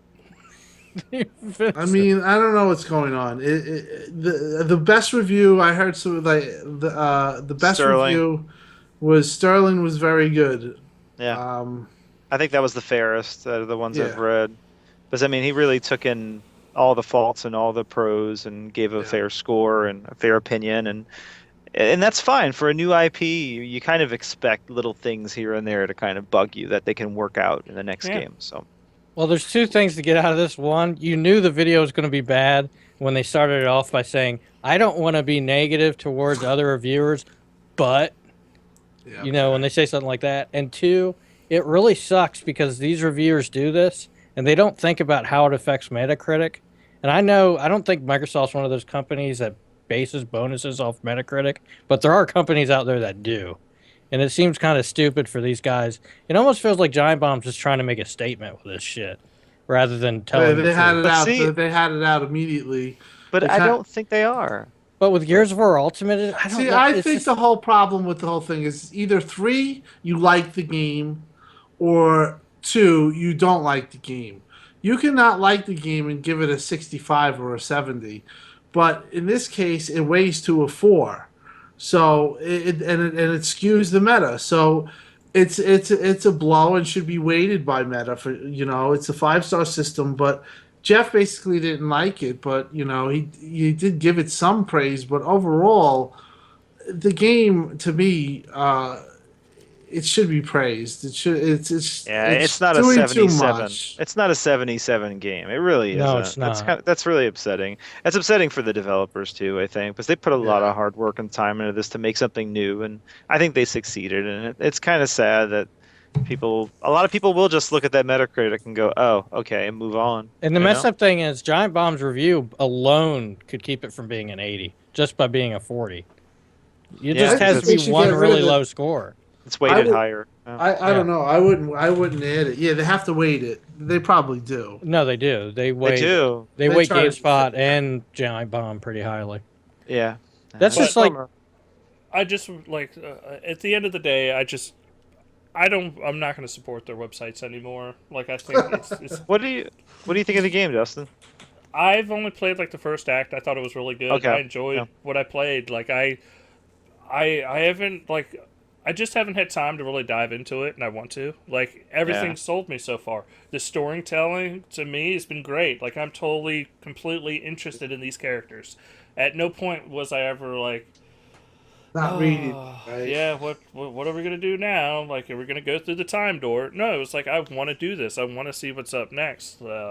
And I don't know. Like I don't get some of the complaints, but no, I'm talking about like I'm not even talking about GameSpot or anything. Like but I haven't played enough of it to really To really judge. show off. It gets so much better after the first too. Tim. You know what Yeah. made me question GameSpot when they gave Fortress 6 an 8 out of 10 because the only complaint they had was because the replays were 30 frames per second. That's what made me stand back. All right. Yeah. What'd you I think don't of it, know. Steve? I haven't Or- played too much of it. I haven't finished Act 2 yet. I liked it. Problem is, I've had some issues, and I was just like, can't be bothered. So when I first got it, I got it all installed and stuff, and I finished the first act on Tuesday, and then I started watching the TV show, and it was streaming, and it was stuttering, and then it just kept stopping, and then it kept skipping around and quitting dialogue, so I had to start it again. And then I got to the end, it's like, right, well, let's just wait for this episode pack to download. So I did that and played it the next day. And then I started it, and then the game, I did a bit, and then the game full reset and lost all my checkpoints. Oh no. And That then sucks. I got this really weird bug where, so when I started wow. the second act again, he just like got stuck in slow motion, but not like any of the slow motion powers. Like the whole world was like operating as normal, but he was just like in slow motion. And I was like trying to work out if I'd done something, and then he like fell off. Like I think I was doing the first. This is how early it was in the act. I was doing, the first like puzzle where you have to shoot that thing down and Yeah. then move it back up. Yeah. It was Yeah. it was there, and it was really weird. So I did that, and I carried on playing, and and then I had so I carried on playing it for a bit, but I think I had another issue and I got irritated with it, so I turned it off. I turned it back on earlier today, and I was playing through it, and I left it paused for a bit whilst I did some other things and went back to it. And when I turned it back on to play it, the audio was like Yeah, I've heard of that bug. not there. Yeah, Like there I've was heard like of that some bug. audio, but all so then I was trying to work that out, and then so I reloaded my checkpoint. It didn't work, so I had to turn it off and turn it back on again. And then I played it for a bit more, and I think I died on this bit because I kept telling him to jump, so that he would slide down something, but he wasn't jumping. Damn, then I turned Steve, it what off the and- fuck happened to your game? And then I Yeah. turned, and then to be honest, I've been playing Stardew Valley, and I've played like 126 hours of that, and it's fucking incredible. What game is this? Stardew Valley. What is that? Star like Stardew Valley. Star DEW. He's saying just for people Oh, who are okay. confused. I thought he was saying Jew. And this isn't about Jewish people. Jew and What I kind of thought- game I is thought- it? What kind wait. of game is it? I thought this was Juice in Space. Stardew Valley. it's an RPG. It's like a farm simulator, like Harvest Moon. It's incredible. I got married on it and everything. But I've been playing that, and like, don't get me wrong. Yeah, but does it sorry. have a live TV show about you getting married in it? Because if No. not, So the thing is, I do really like Quantum Break. I do. I don't have any huge problems with the gameplay. I think you talked about this thing that chains it together. I do kind of feel like as it is now, the gameplay is missing something. So I think they'll give it to me. But it's like I have had a few like eureka moments where I tweeted about this, and some people said they got quite excited to hear it. Where like I wasn't really sure exactly how to utilize the powers in a way that was like I actually needed to use them.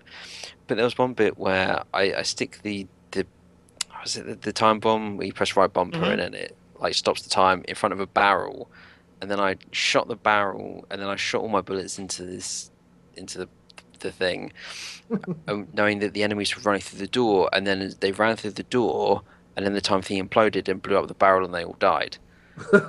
And that was legitimately like I was sitting there thinking, Yeah. this is it. This is this Yeah, is good. And that was awesome because it was it was tactical and stuff, and I enjoyed You it. got And a I, eureka moment. What's really cool though, and this isn't a spoiler or anything, but whenever you do the time dash, which is the short little dash, is that the you left can bumper? Yes. you can upgrade it to where right when you're finishing the dash at the tail end of it, when you push in the left trigger, it stops time for a moment for you to actually set up a shot and get a headshot or something like that. And that's a really, really important feature of the gameplay too. So little things like that, that each move kind of has their own little thing to and why it's there, So it's fun. I like I that mean, stuff. I have been doing a lot of looking around, and in the very first section, I got like 15 out of the 16 narrative things, and I was so irritated. And I loved the Alan Wake, like the video. It was just Remedy, just masters. I do like it, and I actually think on a technical level, here's my issue with being sub-native resolution. Okay, excessive amounts of shimmering irritate me. Like Mhm. Sunset Overdrive had it to an extent, but it wasn't so bad. But like I remember, like COD Ghost at launch, it had awful shimmering, right? But this game has next to no shimmering. Like I've sat there and I've moved the That's stick because of the around 4x and MSAA. I've plodded around, and it doesn't look 720p. And some people have mentioned the IQ, and but I think the problem with the IQ is that there is a film grain on it. Like I think if there was an option Yeah. to say, hey, turn the film grain off, I think it would actually. I mean, Mass Effect did it in 2007, and it did make a difference. I mean, maybe that's kind of how they built this. Maybe you can't turn it off. That's the fine. ghosting, right? Like when you see the guy's head turn around, or No, With no. What is that? What is the that film one- grain is. Vern, you explain film grain. That's hard to explain. Have you ever seen I Battlestar kinda know what it Galactica or is, Mass yeah. Effect? Yeah, It's like I there's a understand. filter on the It's screen like that like a movie type, like Well, cinema. they Yeah. do it. Yeah, like an old, more sort of an old Yeah. movie. Yeah. old. Yeah. Have you seen Saving Private Ryan? The whole opening scene from that has Right. like film grain everywhere. You've seen Daredevil on Netflix? It has a ton of film It's grain. full of it, especially if you watch it in 4K. It's I even did. worse. It was awful. Yeah. No, but I'm talking about like where like you'll see the like one thing I That's noticed. ghosting. What you're talking. Yeah, well, yeah. Like they definitely put more polygons or whatever more into Sean Asmore's character on screen to the like Saren. You could definitely see that. He looks much better than that. But other than that, and this is like there's very few. There's only the walk scenes where you see that. When the game gets into the combat, you don't see it. It's so fast and it's so hectic and crazy and Snappy. fun. That's what I Yeah. love about it. Just feels Yeah. snappy. But I here's gotta the thing say- about the ghosting, right? And I've thought about this a lot, and I did play around with this. Is that I get that it's it's a technical deficiency, and I don't want to sound like I'm being a bit of a sympathizer here if there is something that they've kind of overlooked, but I couldn't help but wonder if it might have been a slightly deliberate side effect. Because if you look at all the movement stuff, there is a lot of that naturally. Like when you move along, there is like these sort of blurred lines stuff, and I actually felt that it fitted in with it. You know, I looked at It it and does. maybe the Vern is seeing some odd moments where there's a bit more clarity. But when I looked at it, and as I said, I did test this out. I was like, well, if you look at how this world is presented, I would expect it to do that. Yeah, and it Now, kind of adds to that instability of the world. I understand that. so, but I mean, as I said, I am really liking it, and I've spent a lot of time sort of looking around, and there was one of these narrative things that was like some ridiculously long emails, and I was like, I don't want to read that, and then like I was like, no, I've got to read that, and They're worth it.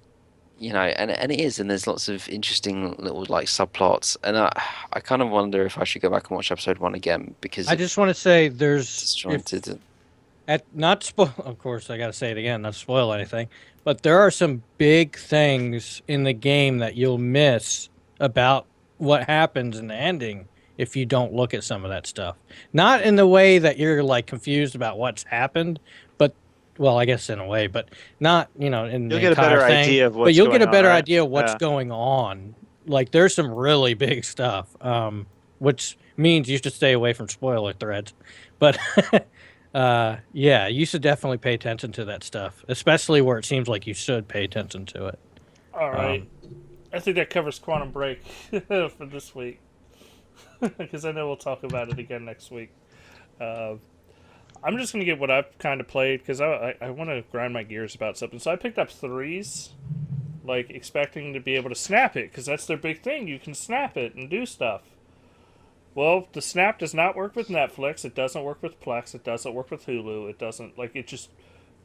Where the fuck am I going to snap Threes? Works with Like, TV. That's about it, huh? yeah, like what? I'm sorry. You need to step your game up with Threes. Like that thing needs to snap It- with Hamza, everything. isn't It's that a not problem with the video apps, not exactly. with Threes? It's not with Threes. It's because Netflix you can't snap anything correctly.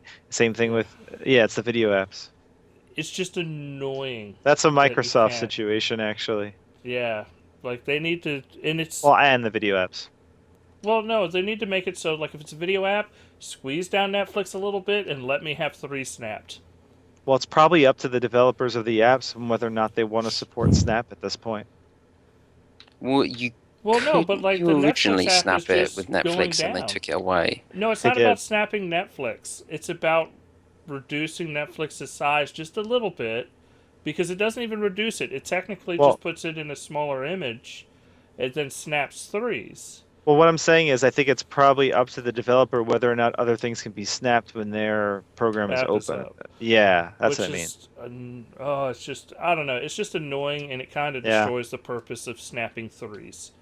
Because I want to be able to just sit there and watch, like, I don't know, like Star Trek or something, and then just be able to have something to fiddle with. Yeah, Like, that's a bummer. yeah. so 4 Other out than of 10, that, Dusty. yeah, 2 out of 5. 2 out of 5. So 4 out I of 10. played season or episode 2 of The Walking Dead. Michonne, gets better than the first episode. Not gonna spoil anything though. I enjoyed it though, especially the ending to it. I can't wait to play the third episode. And then played some Left 4 Dead 2. I don't know if I talked about that. It runs okay.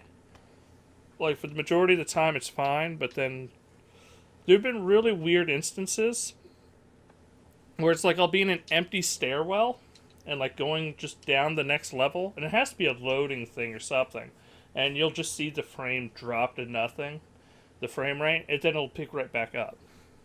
But it's definitely playable and worth playing. Picked up more Fallout 4. I've been playing like kind of the beginning of Fallout 4 again.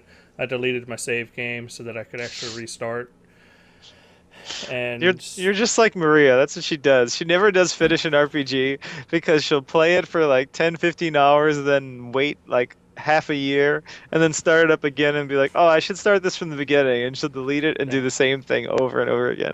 well, I mean, I beat Witcher and I want to beat Fallout. I'm gonna do Yeah. it. It's just I had spent like 5 or 6 hours in Fallout and I hadn't played it for months on end, and it was like, screw it. Let me just start over. There's no, Yeah. there's no real reason for me to sit here and I'm a try fan to of remember. Fallout too. Yeah, like I think it's just the- better for me to start over. The nice thing about Fallout is because some RPGs you come back, you're like, well, now that I'm back to it, I kind of want to play this character in a different way. But Yeah. Fallout, there's no limit on the amount of levels you can get, so you can basically level, and all be all, you can have a character leveled in everything. So if you come back and you want to do unarmed combat, you can do that. You know. Yeah. But I was happy to restart it. And then to finish off everything I've been playing is Minecraft Xbox One Edition. I built a new road in my survival map. It's found a new little cave area that I'm going to start exploring soon. I don't know when, but like that's progress is continuing. It's continuing. We're going to continue building. I'm going to hit end game. That's my New Year. That was my New Year's resolution for this year is to actually beat it and hit credits officially. So that's what I'm Oh, gonna do. I did want to give 2 Black Crush updates since Okay. Black Crush guy. Alan Wake.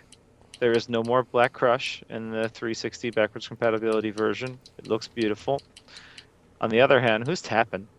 On the on the other hand, Killer Instinct Season 3 added Black Crush. And this doesn't have anything to do with the recent thing where they said they wanted to make the art style look darker or whatever. This is actual Black Crush because the PC version for Windows 10 doesn't have it. So, yeah, those are your Black Crush updates. Which is weird, like really, really weird. Yeah, I don't get Is it. that they must have, because I know they redid the lighting system, so I get that they're messing around with the gamma settings, But they messed it up, yeah. but they completely just screwed it up. Yeah. Hopefully they fix it soon. So you can't even see all those cool little lighting things they changed because it's just too dark. So Yeah. All right. Has anybody played anything else other than me?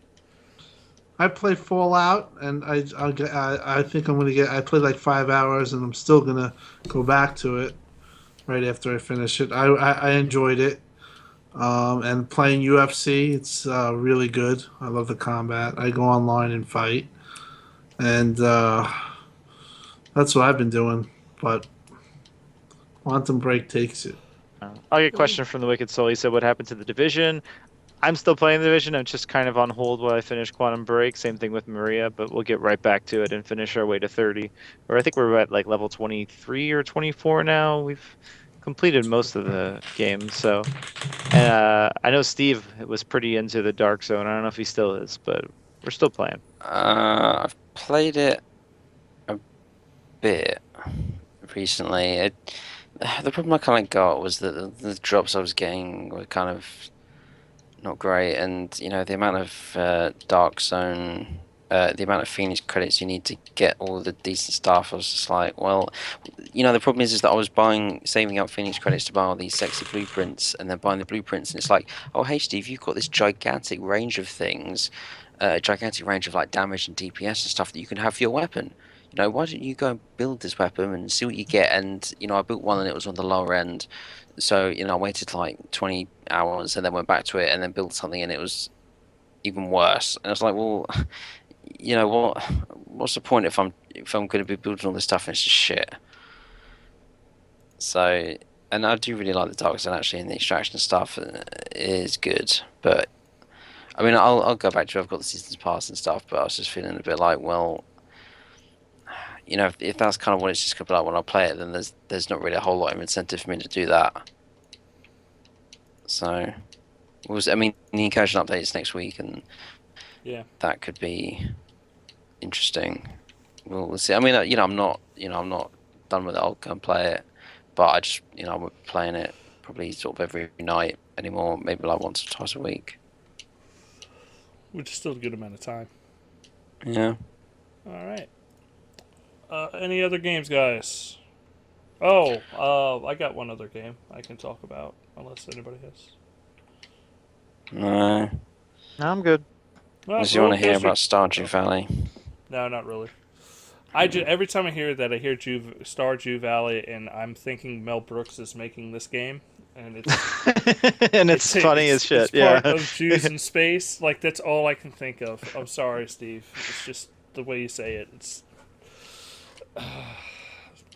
And I spent the other night and we quoted Spaceballs for like 4 hours. It could be like the Exodus in space. Yeah. That'd be awesome. Oh, that'd be incredible. But I picked up Roller Coaster Tycoon World, and it's early access on Steam. I've only played a little bit of it, but it's pretty freaking awesome. Like, just because you can build curved paths and stuff now, you're not kind of limited to like straight lines anymore. They've done a really good job at allowing you to build all kinds of world angles when it comes to roller coasters, and like I don't know, I love the Roller Coaster Tycoon games. Building amusement parks is just a ton of fun. I don't know if y'all have the same passion, but yeah, I love My those brother games. does, but I never really did. You know how much I like tycoon and management games. I mean, I played Roller Coaster Tycoon to completion last year at one point. I've got my eye on Frontier's new game. Is it Coaster Tycoon or something? As opposed to Roller Coaster Tycoon Worlds, I don't really have a whole lot of faith in Atari, although your words do inspire me a bit. But the other thing is, I backed a Kickstarter game called Parkitect, which is the same concept, and I was playing that in alpha last year quite a lot, or like pre-alpha.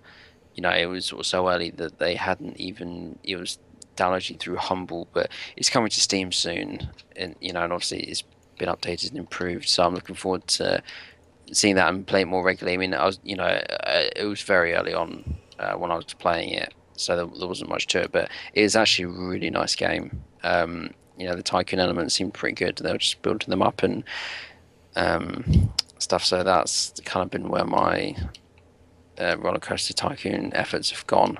Yeah. And that's Frontier's also the developer that made Zoo Tycoon and the older Roller Coaster Tycoon games.